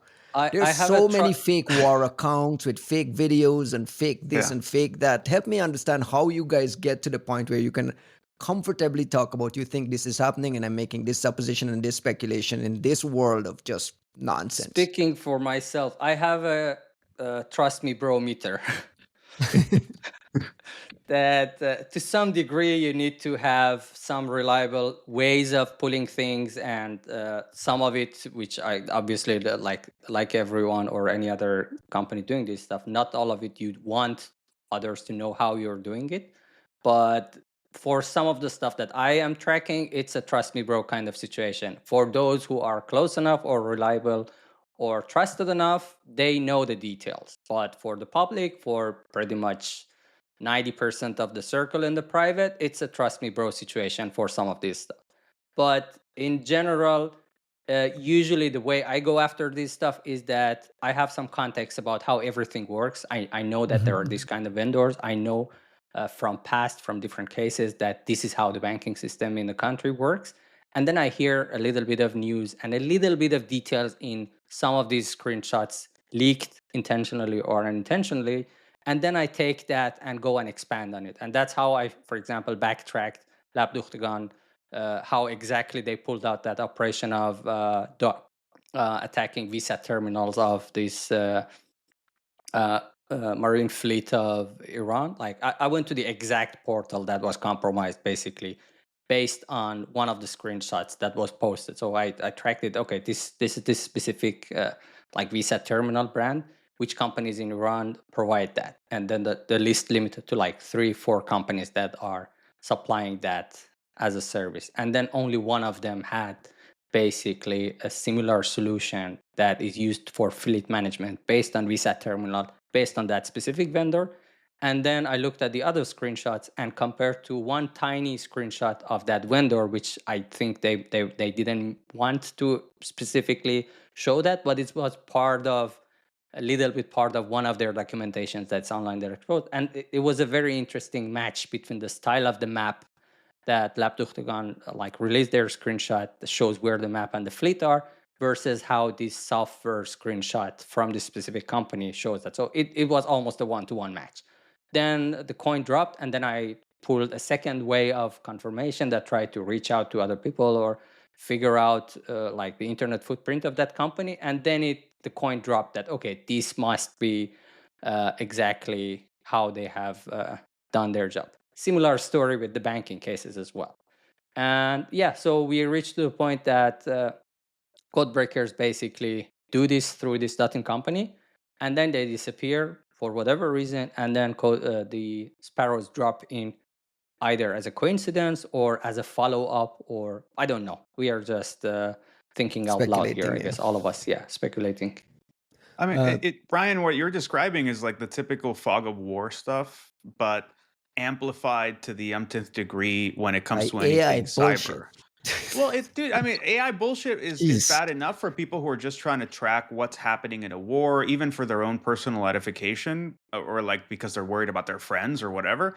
But the cyber side of this is even worse. Look at how much of this is somebody claims a thing, and they claim, someone who claims to be something is claiming that a certain thing happened in a certain way, and they have some evidence of something, and we're hearing reports of something, and we're sitting here trying to align whether those four different things even add up to each other, and we are very unlikely to have any ground truth on indicators and actually things that were authoritatively aligned with whatever incident we're talking about to analyze them in the first place. I mean, I think that's why it's so, when we started the discussion, I talked about hey, you got to give us some leeway here to speak, knowing that we're likely to make inaccurate statements, right? I tweet, well, but there's definitely a varying degrees of reliability here, even to the things that we're saying, because Hamid and I looked at indicators for things in the fuel gas pump attack. I was able to look at indicators for the train wiping attack back in the day, and then that led us to being able to connect certain other things from Indra, from other places. But at that point you're going, hey, we have a way to break past this hacktivist persona and actually associate things into a threat cluster with high confidence. At this point right now, I don't know of anybody that has concrete anything for any of the groups or any of the attacks that we're discussing beyond whatever these groups happen to be releasing for us. So it's privately shared. Or privately shared, right? And I'm saying people are looking, right? You're finding Iranian stuff in Israel and other parts, but with things happening in Iran, half of it is, what visibility do you have? Is the internet even on? Who do you think is sitting there uploading samples to VirusTotal as the whole place is getting bombed down? What even is there left, right? Did they hack a thing and then blew it up? And you're well, that's the end of that one, right? When are you going to see that domain control? So there's just no, Question, you mentioned seeing things in Israel. What are we seeing coming from the other side? I know there have been some, again, social media reporting on wipers uploaded to VT, wiping disks, some other components. What do we know about what's happening in the other direction? So not a ton. But we have to assume that they have done their pre-positioning as well. Not necessarily pre-positioning for an incident, but you have to assume that they have been doing their cyber as well. I don't know that we have to assume that. I say that because not in direct disagreement with you, Ryan, but I think I was working on a piece of writing that may never see the light of day a couple of days ago, but there's a massive asymmetry here. And I think CTI is cyber threat intel has done a disservice to the folks that are trying to understand what's happening in this conflict right now, because we have basically closed our eyes completely to the capabilities of the Israelis, which are vast, and have hyper focused on the attacks of the Iranians, which largely are unsophisticated, shitty, but brazen. And we've been talking about them so much that now we can sit here and talk about this like volley of back and forth cyber war as if we're talking about two peers that are both equally capable, equally prepared, ready for this situation, ready for like the power to go out and still be able to run your ops, ready to lose contact with the IRGC commander that was the one managing you if you're out of country, but the dude just walked into a room with 20 other commanders and they all got blown up, right? Like there is a level of strategic planning and redundancy that goes into how Western aligned or more developed nations do their war stuff. But wait, And the Juan. assumption that the North Koreans and the Iranians and whatever are going to do it the same way and equally capably, I think is buying into a lot of the bullshit that those places peddle. But I wait a think second. it's We try to go both ways on it. We call the Iranians and the North Koreans incompetent, but at the same time, our CISA I is mean, I wouldn't saying call the North Koreans incompetent anymore. that's what I'm saying. But that's what I'm trying to get at. We have CISA and the U.S. government for years calling Iran top 4 axis of threat actors that are most prominent. They're in our water supplies and our municipal systems. They've been prepositioned here. Like that's the positioning that the U.S. government and threat intel has been telling us that they're big. The big bad Iranians are scary. And then on this side, they're incompetent and useless. And it's like, I don't understand where we are. I think I think you're pointing to exactly what I was trying to point out here, which is our focus and our messaging have been done intentionally to play within the rules and within the environment of this continuous day-to-day gray zone activity where I think what the US government's trying to express and what other folks have been trying to express is there is a bellicose threat actor out there that if they get the opportunity to do some outlandish shit, will do it because we've seen it, right? Like Ryan, remember That's that story? That's not what they're No, saying, no, that no. they have the ability to do outlandish things. They're saying they're in our municipal water systems and they're capable of blowing it up whenever they want to. Well, so those people are like they're speaking entirely from generalization and ignorance to try to lead other people who have jack shit control over this to get it, quote unquote, involved by taking the threat, quote unquote, seriously, Thank such you. that you, quote unquote, get money to the right places, who may then be able, perhaps, almost certainly it's just not, PR to and it's figure just out. sales attempts, I would say. Well, it's the government equivalent of PR and sales attempts, which is like public outcry for budgeting. And to be fair, those people have no fucking clue if the Iranians are in our water systems. But it's not all bluster. It's not like they've made it up whole cloth. It's just that if you ask me, I don't think of the Iranian APTs as this pinnacle of self-control where they're sitting on a bunch of accesses and a bunch of strategic places, and they have the self-control to not pull the trigger and say, well, this is not appropriate of things that our government will do at a time of peace to another nation, right? I say that because look at that fucking dam attack, right? Where they like attacked a system that controlled like some dam in the United States and they got the wrong one. Like they thought they were hitting like a giant dam and instead they hit some like bullshit tiny thing. But I think the point is they thought they were about to cause catastrophic damage inside of the United States by virtue of a system they got in, and they were willing to fuck with it.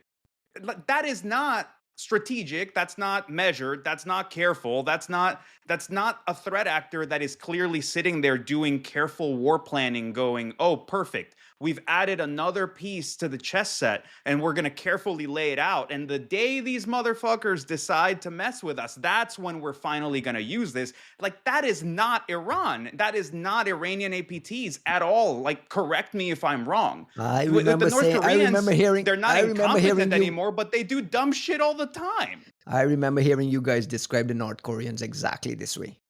Exactly this way. Now they're just like ripping through all our organizations with their fake IT stuff. They're hijacking billions and billions of dollars, and you're just like, wait, these incompetent people with no internet are really Wait. capable of doing this thing? And I think you're making a good point that when we blind ourselves and when we lean too far into our assessments and prejudices, it's easy, as I did, to make a bad assessment of the capabilities of a threat actor, which is And it with the feels North very much the Koreans. same that's how it's coming across to me that It's only I was wrong with the North Koreans because they changed. And Nice. in one area, they changed on the financial side of things. I think it would also be wrong to then assume that capability is equally being applied to critical infrastructure attacks and war prepositioning. Like, I think I would not be right to say that they're incapable, but it also would not be, wrong to say that they're incapable. We have not seen it. With the North Koreans, they were blundering idiots 5-8 years ago. They're no longer that when it comes to this type of attacks on the financial sector. They're showing amazing capability. With the Iranians, we have a track record. We see them all over the place. But what we see is a group of threat actors that remains not very capable, like not in any way impressive. What you have to account for is the unknown side of the house, where you go, okay, much as what happens with the Chinese menagerie of threat actors, we see them everywhere, and a lot of them are not very good. So it's easy to assume that means that the Chinese don't have capabilities, but that's not true. It's just the ones that are really, really good we're never seeing, and that's appropriate of China. But then we mirror that to Iran, and you go, sure, there's always the possibility that they have greater capabilities we just do not know about, but we've never seen it. We haven't seen the effects of it. And now I would point out they're getting completely demolished. They're at the fucking end of the rope. They're in the worst possible scenario where, like, people are expecting the leadership to flee to Moscow. And if you're not using your amazing capabilities today, when are you going to use them, right? So, like, I would suggest that at this point, unless we see some ridiculous something somewhere, I would say that no, they don't have the capability. They never actually developed the capability. And you have to consider between the sanctions and the fact that, like, it's not easy to align capable people to do this for you somewhere else.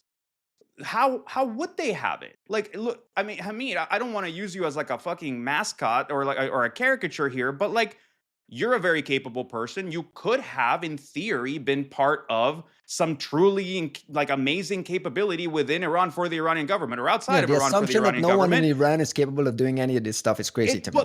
But my point is not that they're not capable. There's plenty of brilliant Iranian people within and without Iran, like outside of Iran. But the idea that you're going to convince those people with those skills to do this kind of bullshit on behalf of that regime is where you go, maybe if you're throwing insane levels of money at them, or you're holding their families at gunpoint, but you don't really have many other levers at this point. So here's where I would clarify it for us.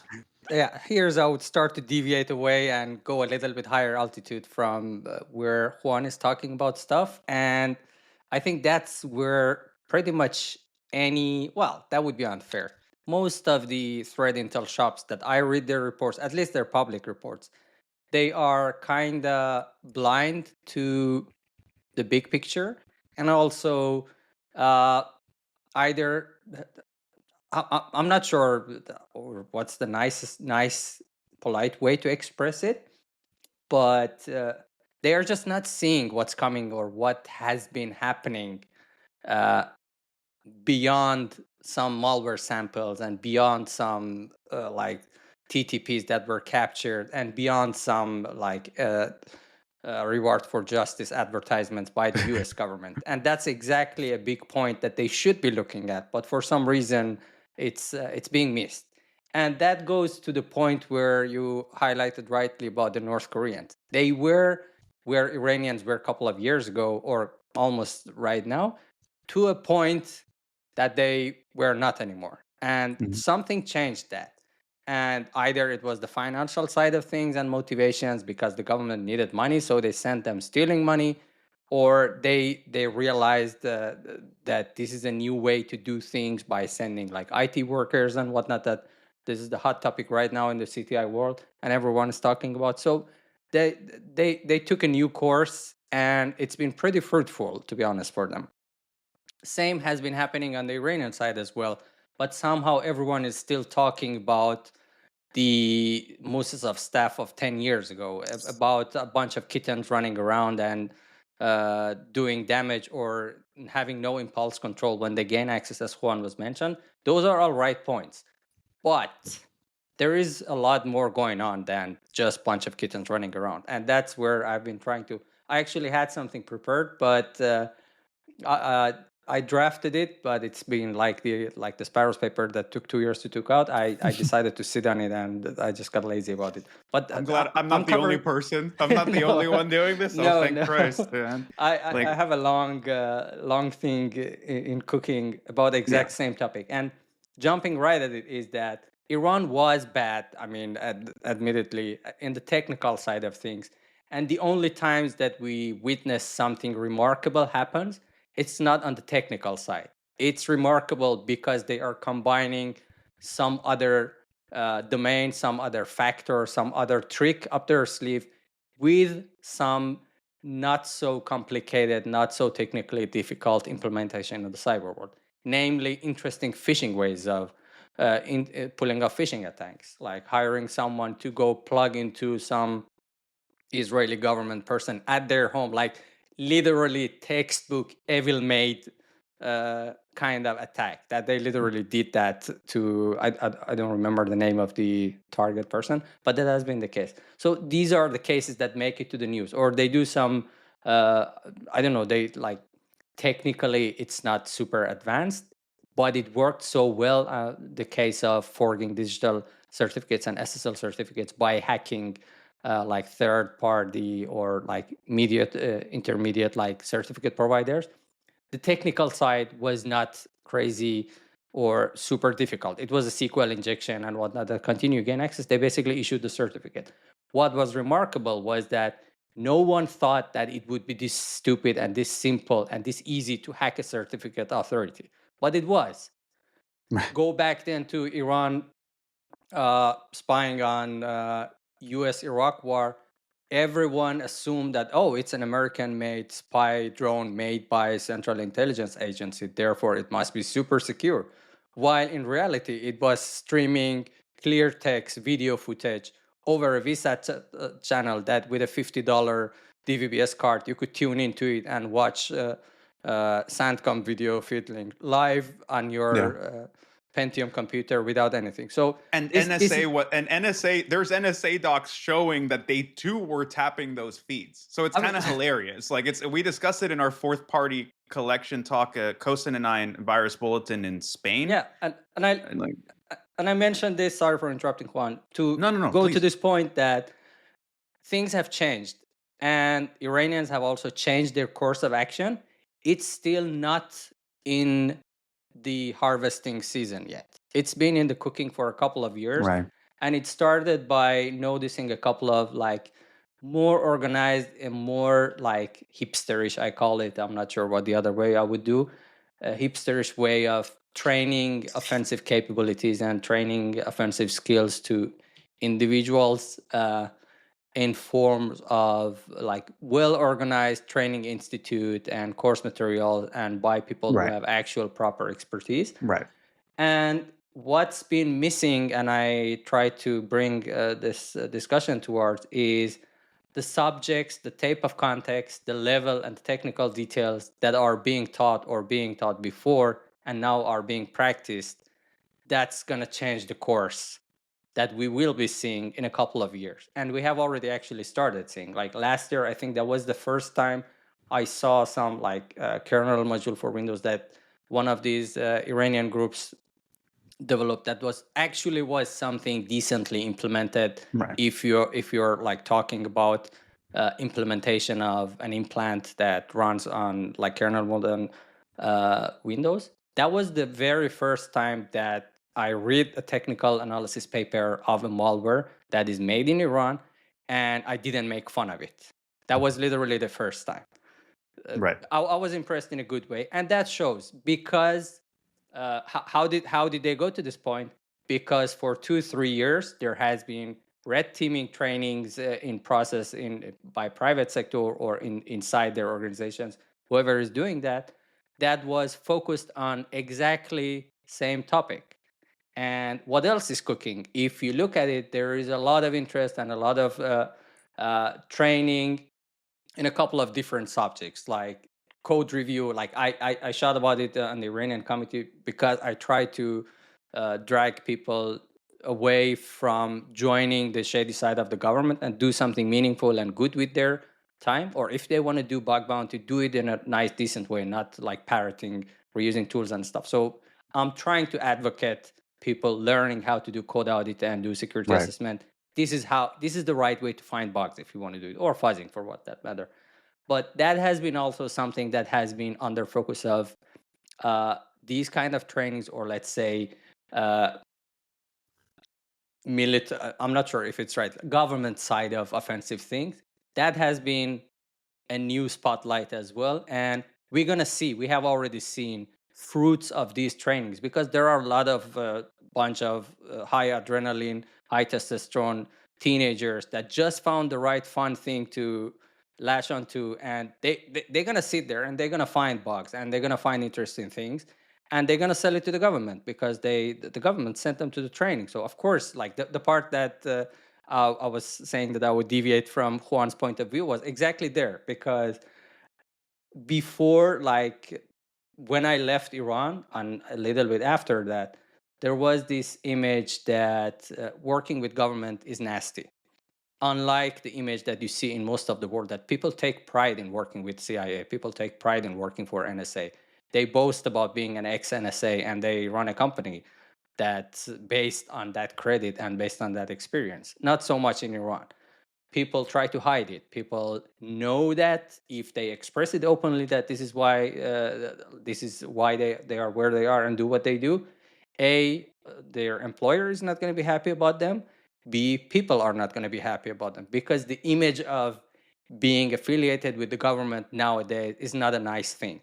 That's on the civilian side of things.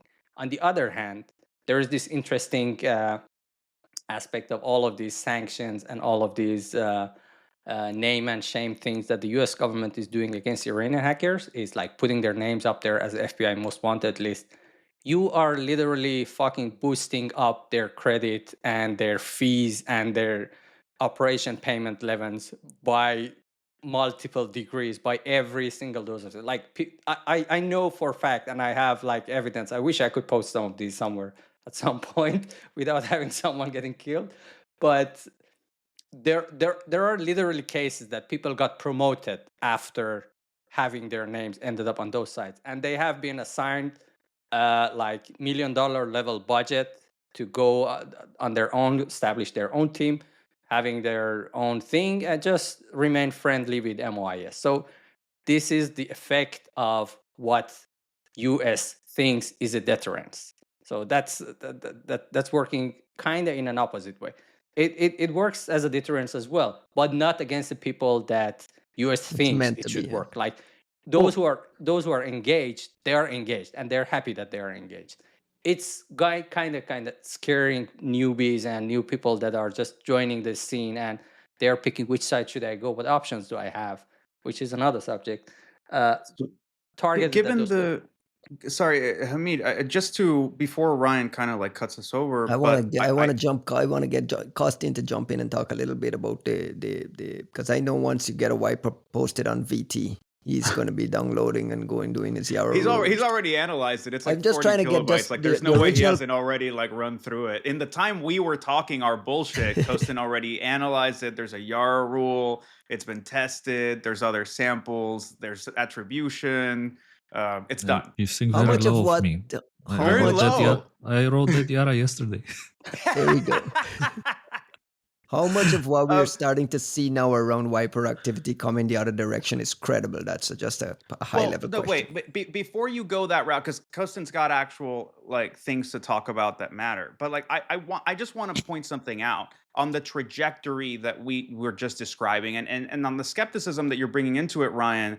But also the ephemerality of everything Hamid and I are discussing right now, because all of it can be true or false or right or wrong, and we could have a good assessment or bad assessment, but all of it was like whatever that could have been, that reality is until last week. Now we can't speak to whether the ultra elite unit we had never heard of is under a pile of rubble in a building somewhere. We don't know if the ultra elite unit that is in Europe that was supposed to do whatever has not heard from anybody because the only 4 people who knew to handle them in the MOIS are under a pile of rubble somewhere. Like the difficult part about this is there's capability building, there's capacity building, there's the intent, then there's also just the logistics of this shit. Like the servers were all in a place in a cloud data center somewhere that just got fucking turned to ash.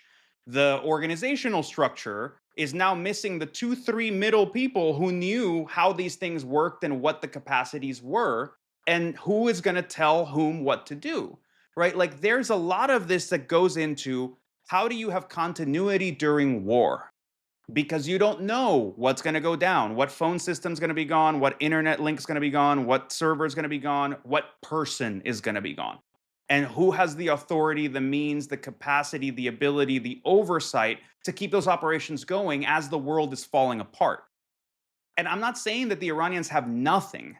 There's a lot of force projection through third-party proxies. There's always been like using Hezbollah operatives in other countries to strike back in other ways. I'm not saying the Iranians have nothing, but when it comes to cyber, I don't think we didn't get to see those capabilities fully mature. And right now, they're getting absolutely annihilated. And we have what we're seeing are things like this wiper that don't look that impressive at face value. I'll let Kosten speak to it, but it reminds me of the kind of bullshit we saw during like after October 7th hitting Israel, where it was like some shitty group that is sort of parroting the line of Hamas is taking credit for running some half-assed op with some shitty component in Israel, and the only ones that are giving them props and credit are the CTI industry, because we're like, oh, thank God, we can openly talk about this thing that's happening related to this topic that everybody wants to cover as news. And we're the ones turning a fucking like molehill this big into a mountain that we're now trying to compare to one of the greatest cyber powers ever going full bore on another country. Costin, how terrible are these wipers? You know what? I've been trying to remember for almost the entire show the name of the painting that Juan has in the back, and now I just remembered it. And I have to say, is it Kronos eating its children or It's Saturn? Saturn, yeah. Saturn. It's a family portrait.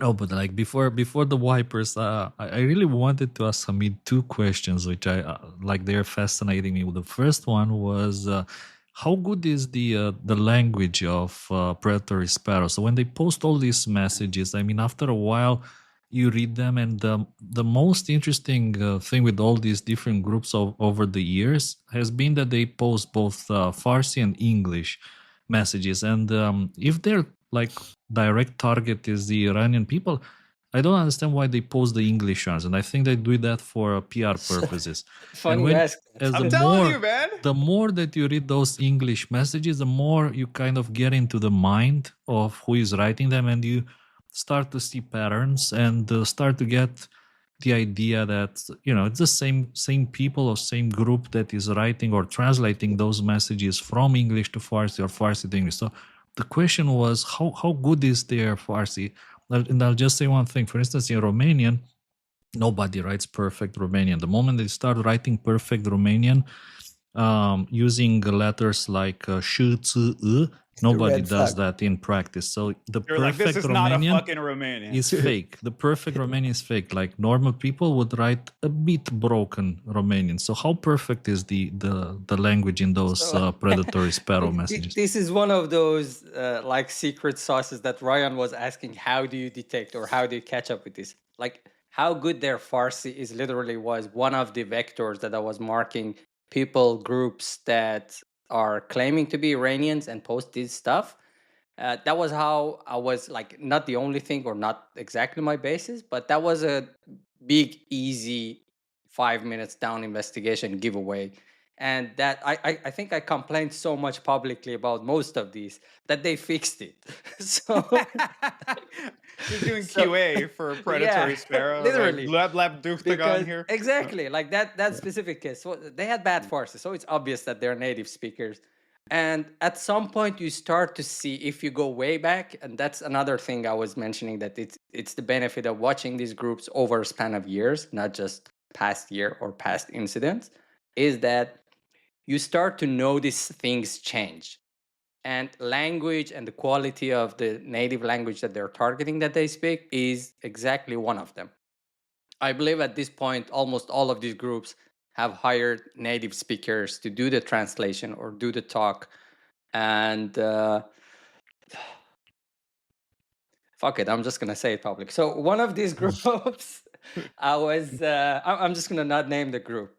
Prepare the foghorn here, like just to save his own life. Or like, No, meh. I mean, it's not too much. But one of these groups was also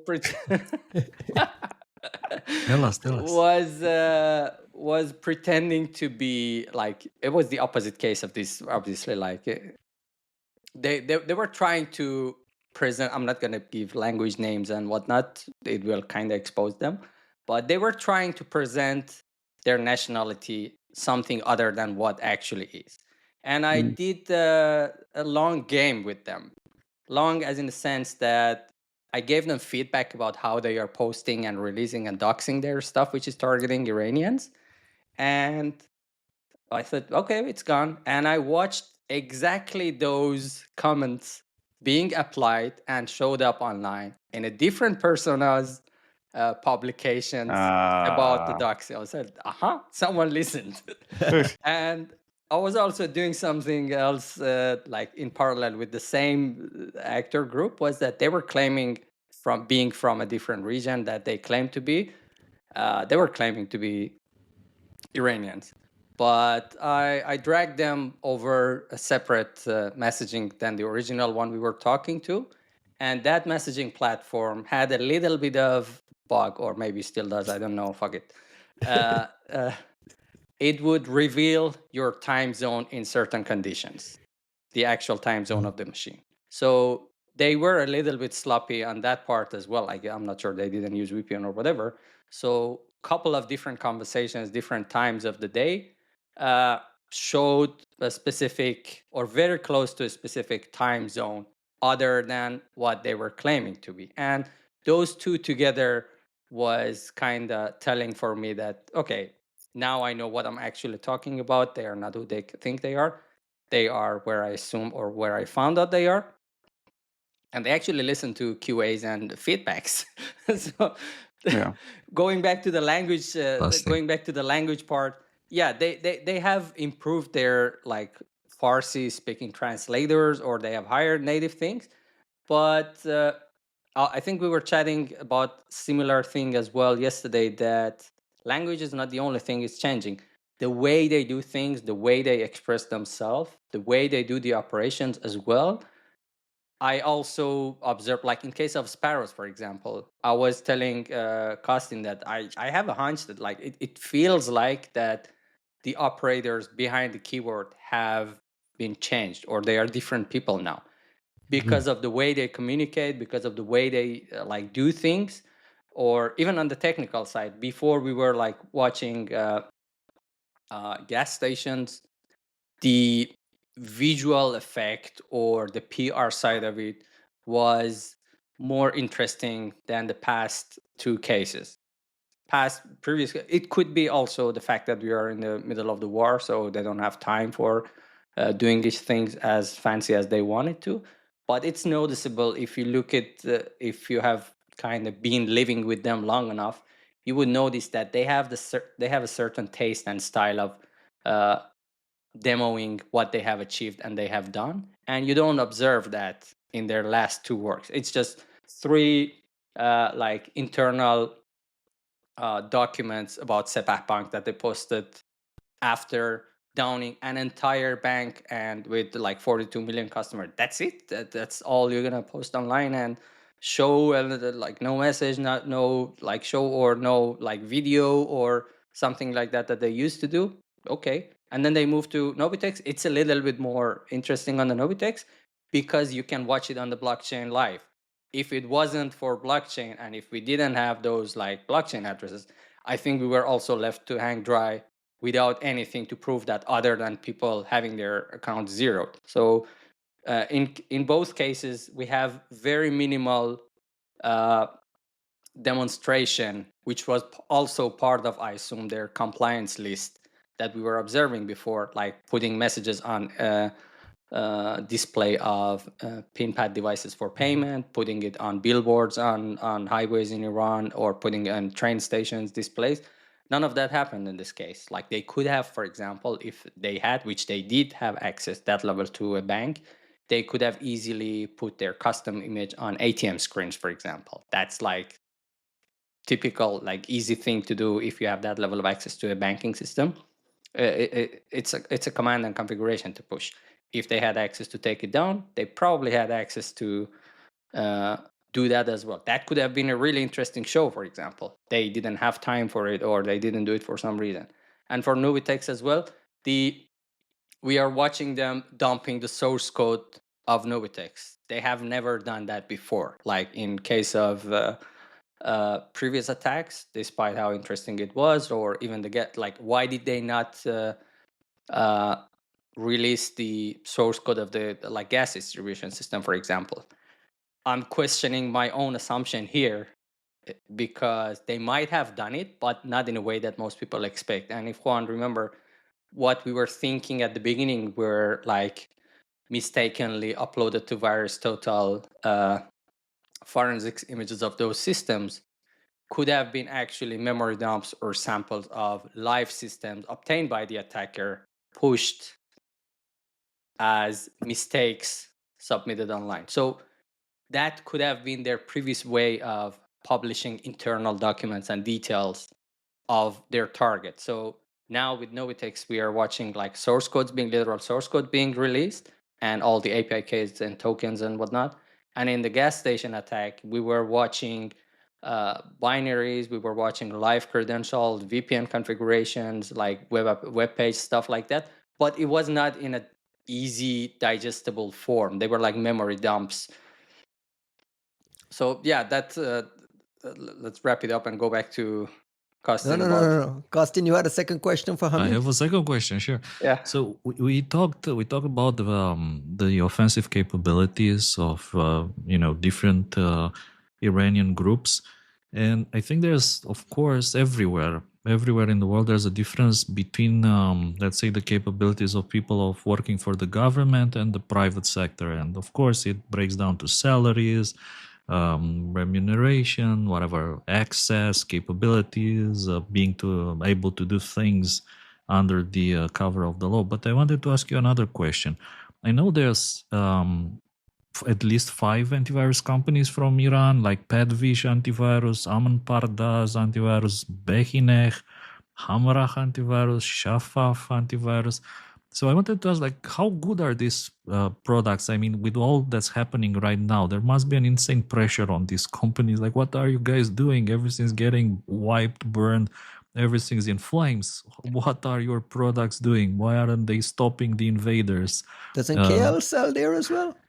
I think so. And ESET, if you remember, Lab Duktegan or Green Leakers, they were complaining about the fact that ESET was selling massively to Iran. So I would Casper assume Secrets had put out some screenshots about some I mean, deals in that was Iran. also open Correct. secret, not even a secret. Everyone knows that this is happening. It was just highlighting it on a letter. So But I would ask you this: how good they how good are? are these products? And like we know that China probably have very good threat intel capabilities, but they're choosing not to say anything.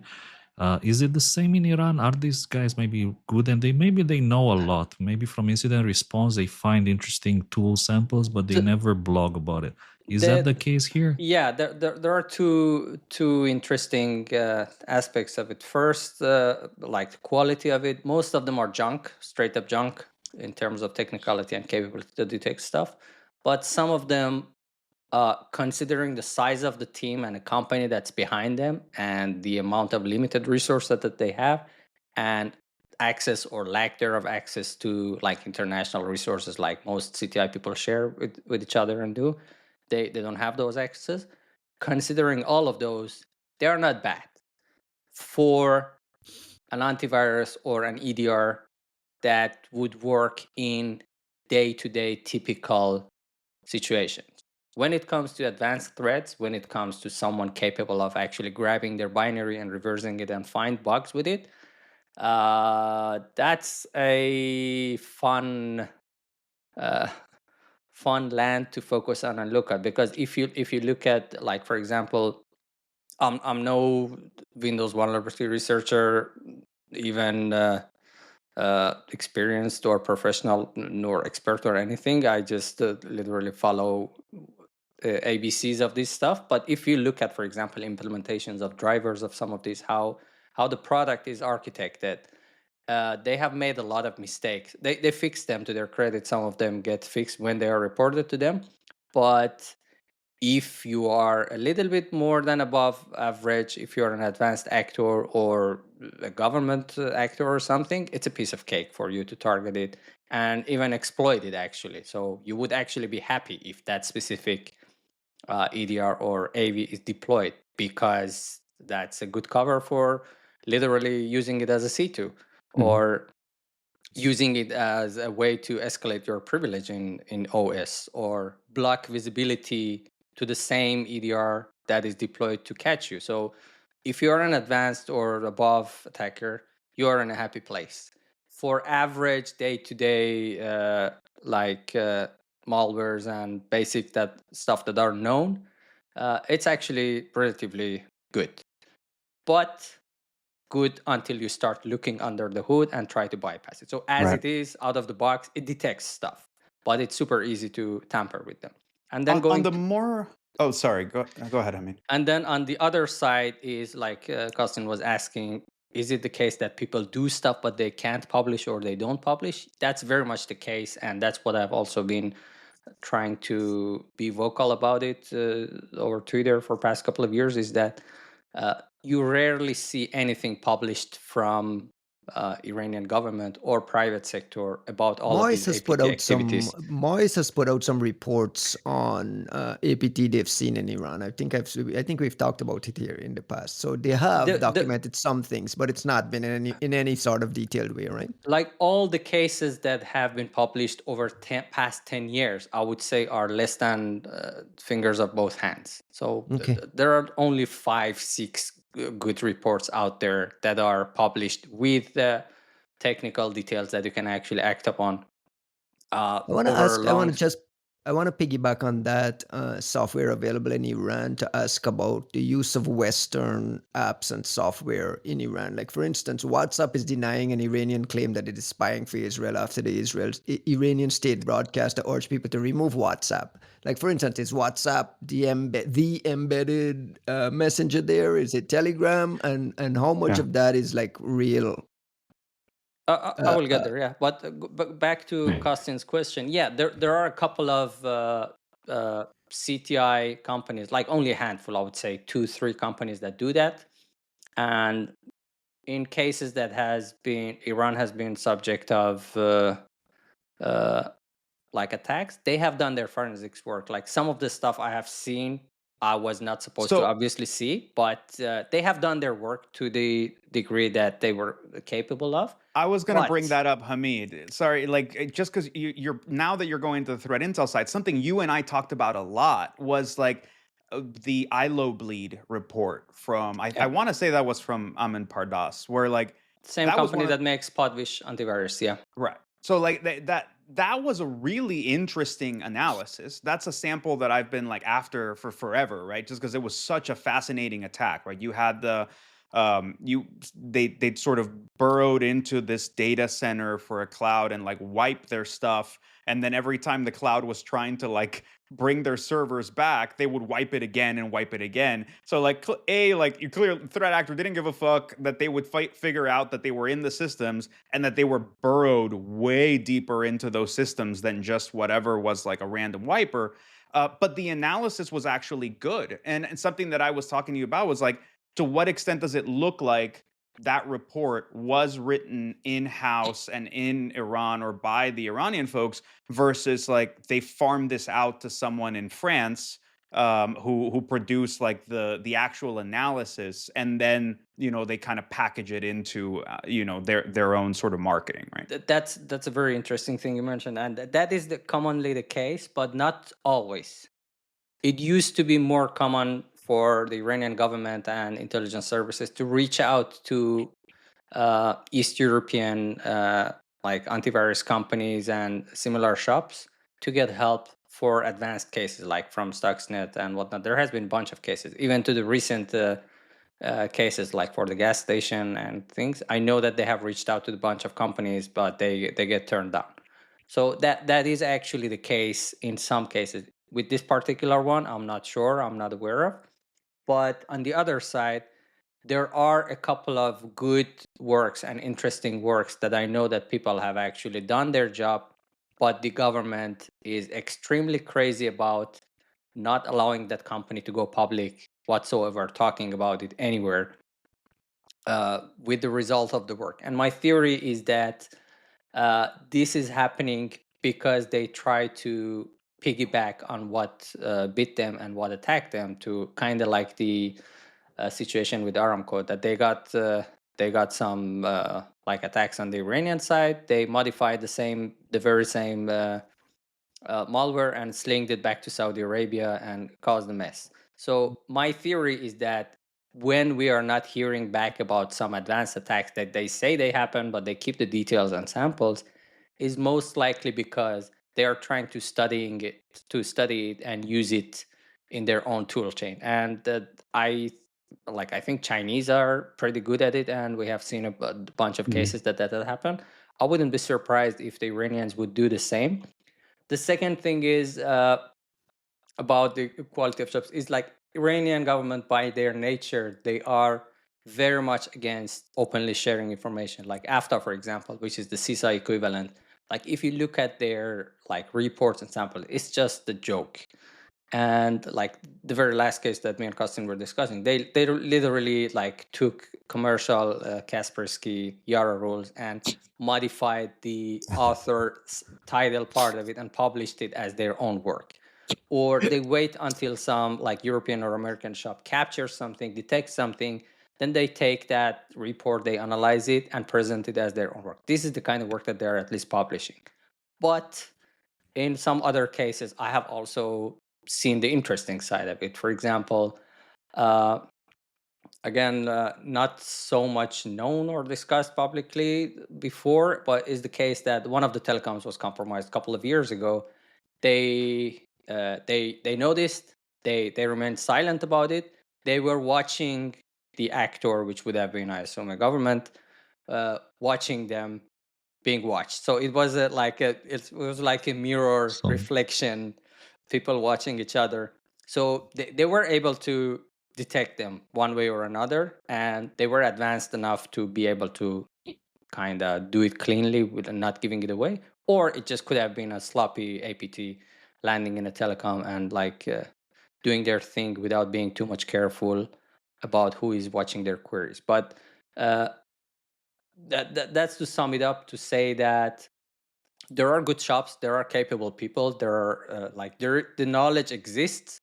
it's that mostly it's either suppressed by the government or is deterred by the government, in the sense that people are capable of doing good things, but they don't want to work with the government. And I know a dozen super skilled reverse engineers, if they would have presented their works now in Europe, those people, what they did 10 years ago, it would have been headlines of, "Whoa, what a fantastic feat you have pulled off." And they did it as a weekend project for a hobby forum Right. that nobody gives a shit about. So the knowledge exists, and some of those people have steered away from cybersecurity for a good reason of like staying for their sanity and staying out of the trouble. Some of them are absorbed by the government, and now they are doing those trainings. Now they are developing those implants. Now they are teaching other people. Now they are getting paid to run their own team. And you see them as new like proxy groups, or you see them as new groups, or you like new kitten clusters and whatnot. So, and that back again to this thing that I mentioned before, that people are not like CTI is not really paying attention to, is that some of these new clusters are those students of 3, 4, 5 years ago that are now experienced and matured enough to run their own business, to run their own operation, and they are spinning up. And this is going to exponentially grow because they have done a lot of investment and they have dedicated a lot of efforts of creating this like fancy training shops. For example, Robin Academy, which was sanctioned, and they were saying, "Oh, we were not doing anything. We were good guys." And you go like 2, 3 levels deep the chain of who those people are. You either end up on an IRGC front company that was literally defacing Iranian websites and uh, like European or American websites for dirt cheap money, or you end up in actual binary samples were caught in wild not so long ago.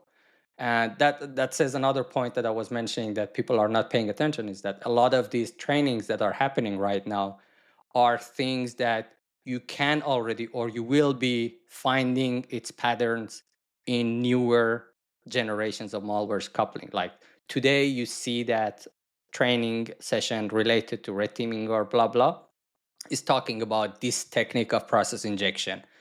And there are samples, there's certain way, like every hacker or every like expert or whatever, they have their own signature of way of doing things, whether it's reflected into the code, thinking behind the tooling, designing the tooling, the way the modules talk to each other. Everyone has their own style and implementation and choices for technology and way of doing things. And if you put it back together, it becomes a signature. And there are a lot of these signatures laying around that are being ignored, or maybe they are not. I don't know. CTI is not my day job. I have no idea. Maybe it should be. But Man.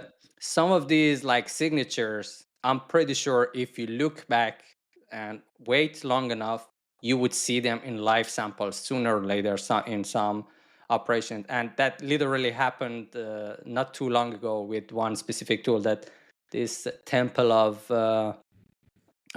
thing. What was it? I think was it the exports that they published, or was it Talos? They announced a new cluster of Iranian activity that's a new actor basically, and that they are advanced. But bottom line was that they are into modular Windows GUI based tooling to run their operations, and the implementation is so that Temple of Oats. Temple of Oats, yeah, thank you. So it's I a haven't seen modular this. design that shows that some like thinking has gone through, and that pattern and style of designing is something that you can observe in the private sector elsewhere already. So if someone pays close attention and knows where to look for things, you would be able to connect the dots one way or another.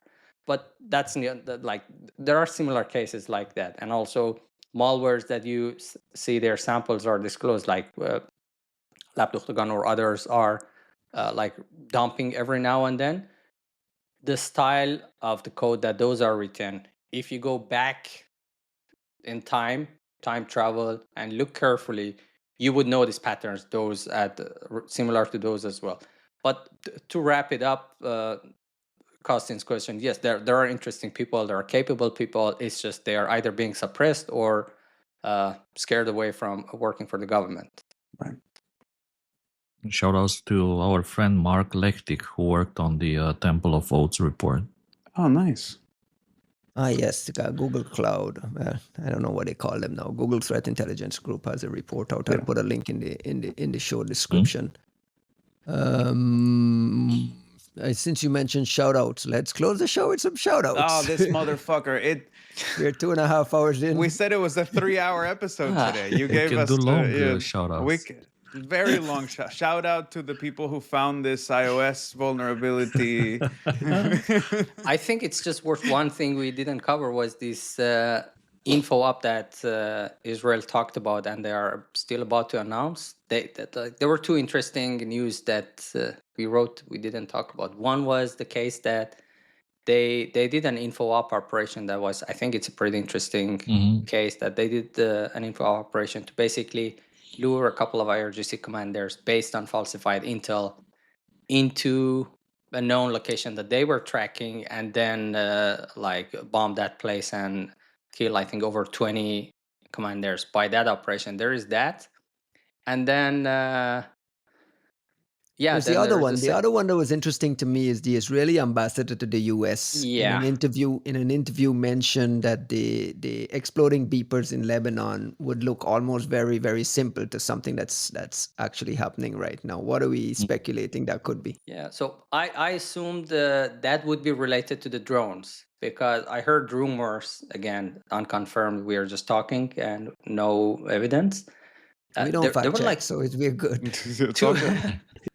There were just too many of them. Like, I would say at this point over 500 maybe, that they seem to be controlled, like fly at the same time hitting different locations. So either they are remotely operated or they have a lot of people on the ground doing these things. And we also saw like a pickup truck that was modified with this like cubicle containers, small size of a shoebox, a little bit larger maybe, that drones would like fly off of it and go around. That takes a lot of work and preparation. Israel says that they have been doing that for over a year. Fair enough. But managing them, another thing I have to get back to about managing these drones, it's too much work for such a short period of time that they had effect in like 2 days. So my theory, or one of my guesses about this feat that the ambassador was talking about, is this rumor that they somehow managed to establish a company to manufacture drones inside Iran, legitimately funded by the government as something like that. And what we have seen, like basically production level number of drones being deployed in the field, is related to that. That could be just a theory, but it would kind of fit the frame of something similar to beepers, exploding beepers, that would make it look simple. Like, yeah, like establishing a production line in your adversary territory, land, having them fund it and budget it and register it as a company. That's fucking remarkable if that's the case. Even like importing it, that many like number of drones, and keeping it for the specific day without getting caught until the last minute or the day during the operation, that's also remarkable. And there was a case. So on that one, I'll be honest. I agree with you that that's probably what was being referenced, because like I'm like you, I'm appreciating the logistics of what this must have been. I think what's missing in order to like appreciate it at the same level as the beeper story is the damage assessment. Like it's hard to know. Like right now, it's just like, oh, there were drones, and you're like, yeah, now you're bombing stuff with missiles. Like, who cares? But like if there's a way to to essentially characterize that a little bit better and say, okay, yeah, the drones were really critical because at the beginning of this thing, they like blew up all this other shit or they dismantled all of these logistical routes. Then you They go, were the okay, surprise factor, basically. right, like so, and what did the surprise factor accomplish? I think is what's. And I'm not putting that to you, unless I mean, if you have the answer, that's phenomenal. But I think that's what's missing for people to appreciate this with the same way as the beepers. Is with the beepers, we immediately knew it was like, oh shit, like they just basically maimed all of Hezbollah's logistics from like top to bottom. They've just dismantled this whole capability. With the drones, you just don't like, what were they used for, right? Like, cool, yeah, you got these all in country, you did something insanely like logistically complicated. What did you accomplish with those drones in order for us to say, okay, this was a coup of sizable proportion, the same way that you would have with the beepers? Yeah. And by the way, another article which came out today is this Operation Narnia, about how Iran's nuclear scientists reported they were killed Oh, yeah. using a special weapon, whatever that special weapon. So maybe it could also refer to this new special weapon that was used to So take yeah, out. they hit like 9 out of 10 scientists. That was their target. They were hit simultaneously, but not at the same place. They were at different locations. But the story basically says that it was done time-wise simultaneously because they wouldn't have the chance to notify others or something like that. But they were all sleeping at their apartments, as the story claims. So that's also interesting. Were they Well, like blown up, or did they just like it start didn't frothing at the detail mouth and anything, die? and one of them apparently was missed, but he was shortly after targeted and eliminated with other means, apparently. Under There- the premise that you can replace generals pretty easily, but nuclear scientists take decades to train. Yeah. And the other thing I found interesting and a little bit out of the frame that they put it on was they discovered one of these hidden secret houses that they manufacture drones, like these explosive drones, not the quadcopter ones, the ones with wings and stuff, supposedly. That I think, I mean, the odd aspect of it was that size of these drones and the numbers that they were used, to me, doesn't look like something that you would manufacture 100 of them at a hidden house without getting caught. And they were like tiny drones, like winglets of each of them is like half a meter Yeah, I was like, composite where do you even get them to launch? Like, I was actually wondering, like, where's how the do you get the runway assembled? for them Yeah, to move, right? Like, you know, that's a different thing. But getting these out of that like safe house is also one thing. And the other part, which I looked like in the video that the Iranian TV showed, there was like very distinct RC controller on the table that kind of stood out to me. I was like, okay, they must have been using something pretty advanced, because Iranians naturally would jam frequency 2.4, 2.5 that these drones typically use. They would be jamming them, and of course they have anti-jamming basic ones, off-the-shelf ones. They would have anti-jamming capabilities as well, which they do.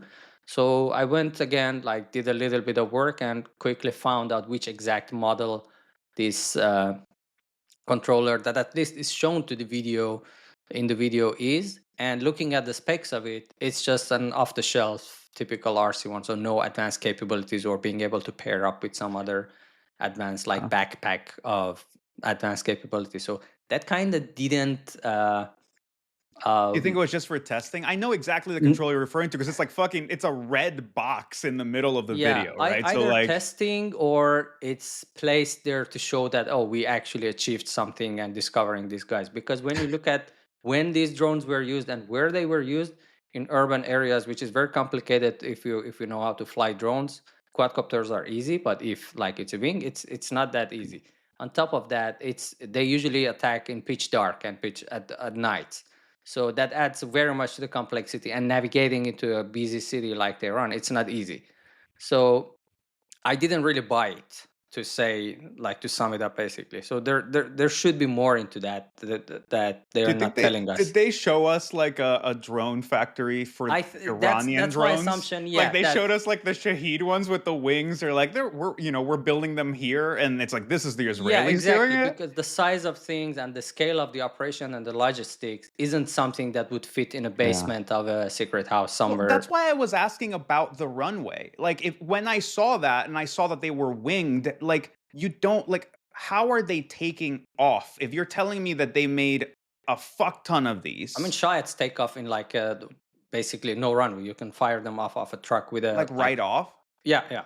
That's how they Because actually what launch. I'm thinking here is like, how many people would the Israelis have that can line up a bunch of these winged ones? It's not like Yeah, the quadcopters that just take off out of boxes, that's the right? part that doesn't add up, and I think there is a Right. lot more to that. And then the last part to wrap it, this like drone things, is that, well, there was also videos and evidence of spike missiles they're like shoulder fires. For those who are not familiar, they are like basically handheld, like shoulder fired guided missiles. So the operator has to control uh, the target to hit it, and they are not normally, as far as I know, I'm no expert, so I could be wrong.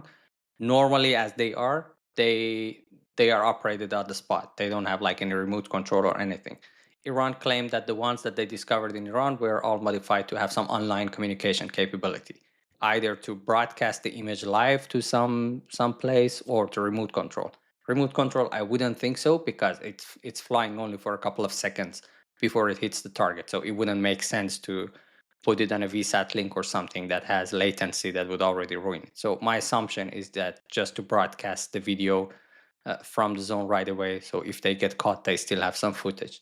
And to wrap it up all under one umbrella of internet connectivity. So Iranians were assuming or thought that all of these drones, all of these communications and stuff are happening over cellular network and existing like mobile telecom network of the country. And that was one of the basically reasons, I assume, behind shutting down the internet very rapidly for a period of time, so that they would basically blind these drones and these attacks. And to their surprise, it had zero effect of it, because the very time that they practically shut down the internet for like nobody had access and nothing was working, at the very same night there were like some large scale actually drone attacks happening. So their theory proved to be wrong. Juanito, Hmm. on the kinetic side, the U.S. government has made it clear that we're in the background supporting. Israel is doing all of it. We're supporting. Are we assuming there's a lot of information sharing and victim sharing and access sharing between the U.S. and Israel here on the cyber side? I mean, it depends on whether you believe Ted Cruz or not, right? Like it's, it's yeah. So it's this is touchy, right? It's super fucking touchy because there's a very unclear line on the part of the U.S. government as to whether, like, to what degree are we involved? And I think I don't know jack shit about what the U.S. government is doing, so I can speak quite openly and say I don't see how we could possibly not be already involved in the intel and the whatever and in providing weapons and so on. At the same time, it's not like the Israelis didn't have these capabilities or didn't have things kind of set up. And the whole point of prepositioning is it's not like they called us on Saturday to tell us that they need help for Monday. Like this is shit that's been getting it must be interagency coordination on this all the time, consistently. So it becomes a question of like, well, what was CIA holding back that they weren't sharing with Mossad that they could share at a time of war that they would keep to themselves as like Right, so right. what are the CIA things versus the Mossad things and so on. So it's a kind of complicated it's complicated insofar as like it's not episodic. Like the answer could very well be actually, let's say CIA didn't have shit in Iran. We lost all our networks 6 years ago, but we've been relying on this regional partner who's the most able runner for 90% of our intel regarding Iran. And now they've decided to do whatever the fuck they want. That is a possibility.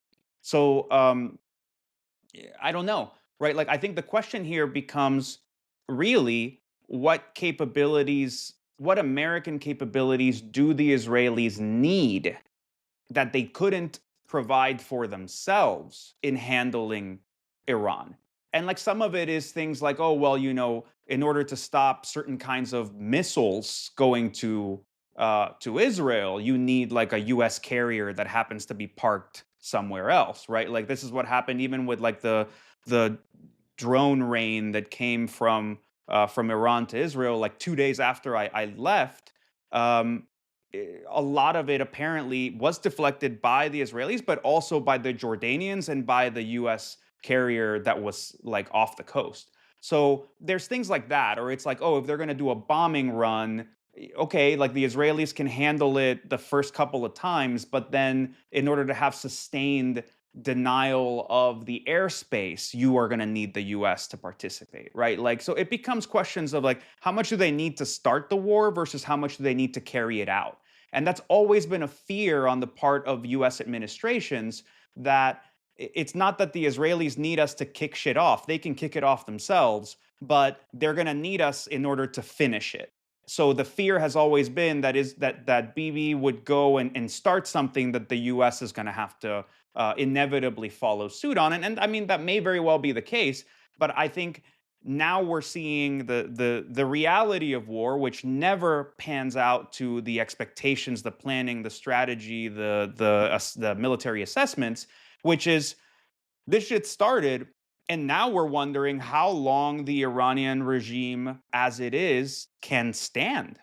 Like and I say that because the Hezbollah situation has taught us that war planning and war and like intelligence at war, when it comes to a truly qualified actor like Israel, can be so decisive when applied in a surprise manner and in a true capability that it can literally wipe out an enemy that by all assessments would be like a world-class military problem with international force projection and so on and so forth.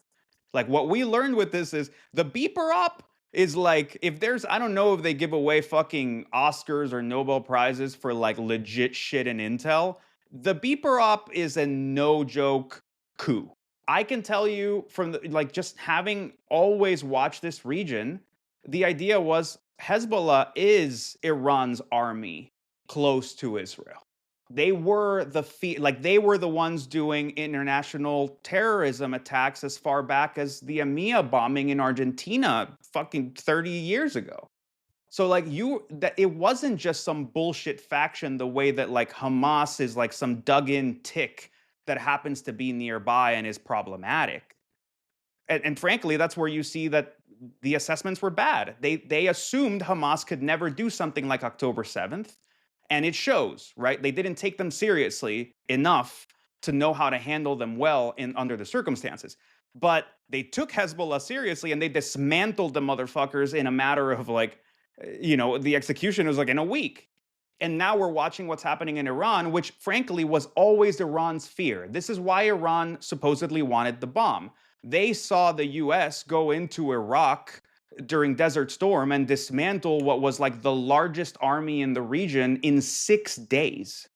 And they went, holy shit, like we cannot possibly have the same thing happen to us. And that begins a lot of this sort of like ratcheting and escalatory stuff and a lot of the force projection through proxies in the region. So, I mean, look, all I'm trying to say is like, it's admirable. Like we're watching true modern warfare at the cusp of capabilities, at least on one side of the war. And I'm not saying bad shit is not going to happen in retaliation. It almost certainly will. But you're just talking about a completely different class of adversaries facing off.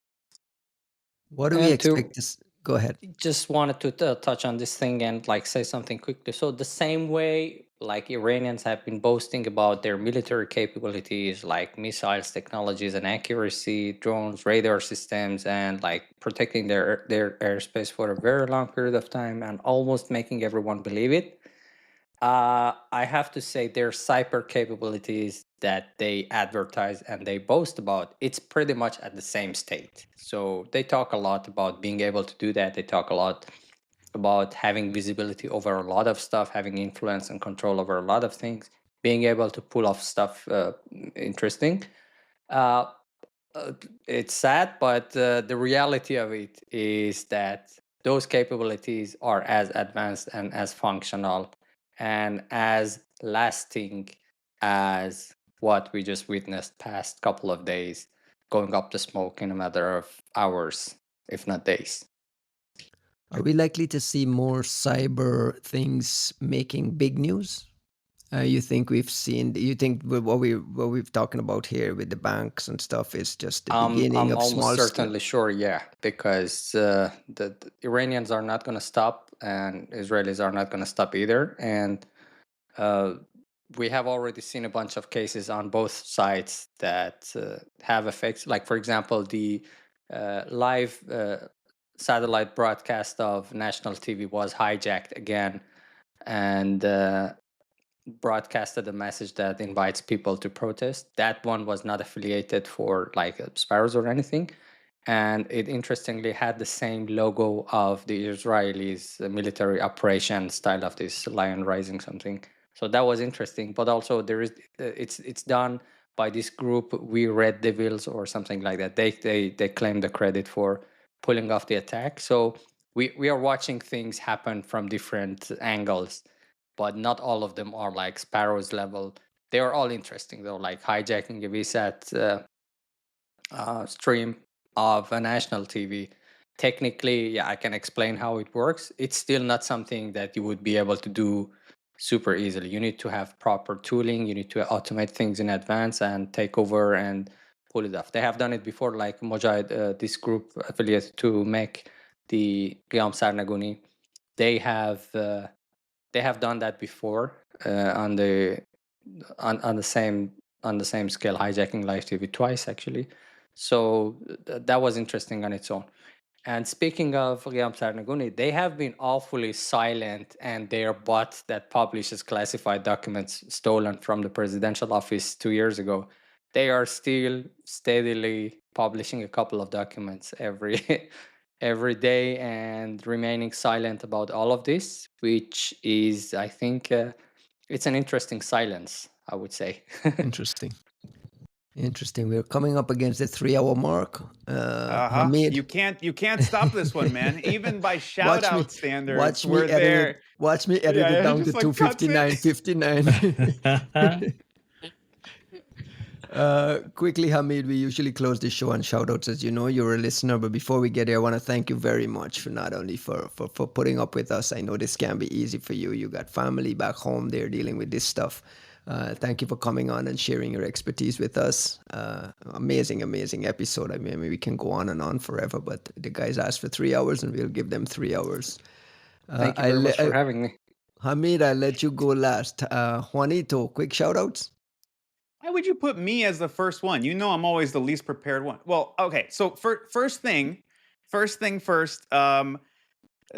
We have the LabsCon CFP is closing on Monday. We've been It's coming harping Monday, on June it over 23rd. and Yeah. over. This is your weekend, guys. Unless you tell me you're all analyzing, Iranian malware and Israeli malware this weekend, like get your submissions in. This is your, sort of the last chance. I'm excited to see some of that stuff. Honestly, we've talked about the war for like 90% of this, so it feels really important to shout out. Like honestly, our friends in Israel, folks that coworkers that we work with, IC folks, Gov folks, like just straight up civilians and folks who are losing their homes, who are having all kinds of kind of awful situations to deal with. There was a missile that landed like 3 blocks away from one of our offices, right? Like it's just it's a lot.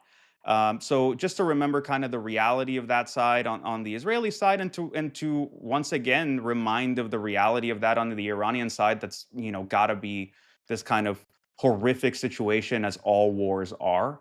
I think we're latching on to cyber because it's our area, because it's our discipline, because it's where we can find ourselves useful.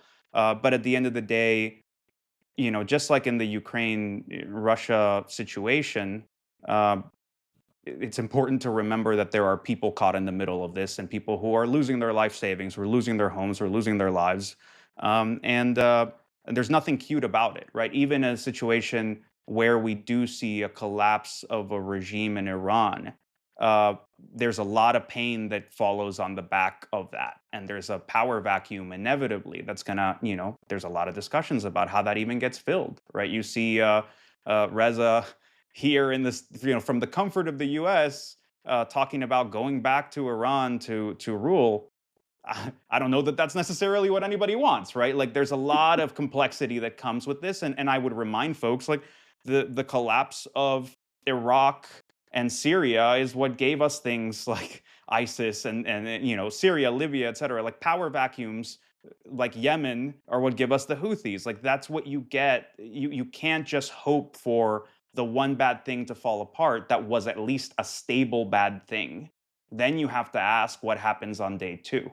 So there's nothing simple about what's happening here. And like we mentioned, well, anyways, I'm like kind of going down that tangent. So I just want to say, right, there's folks on both sides, a lot of support and heart for these people. And frankly, if I have any hope of this, is I hope that it's quick and decisive, and that we can at least go into a situation where we're talking about the future of an Iranian state that is not a pariah on the world stage, and that people can finally, if they want to, can go back to what they consider home. And that we can finally integrate this place back into the global order and have an unsanctioned Iran that participates with everybody else. That's the dream. That's what it used to be. And it would be a sizable, insane shift in the geopolitical chessboard. So I look forward to seeing what world we wake up in, and I hope that it's a nicer one and one we can make better. And look, if you remember, this is my last point, I promise, Ryan. If you remember the the uh, the keynote that we posted, I want to say maybe 4 or 5 episodes ago, Yes. about CTI at wartime. CTI people, I'm looking at you. This is your moment. This is where we get to actually have an impact in some of these things, for better and worse. Smarten up, behave, be cautious, be smart, be kind, and don't sleep on it. There's a defining chapter in the history of cyber that's playing out right in front of us right now, and I hope that we can add some nice splotches of color to it. Listen to you sounding like a granddad. Kostya? I mean, I'm really touched by what Juan was saying about the future and the dream for a new Middle East. It's very hard to recover from all that, but I pretty much echo what he was saying. Like I said, I was supposed to be in Israel next week. Let's hope for better times. Let's see what happens.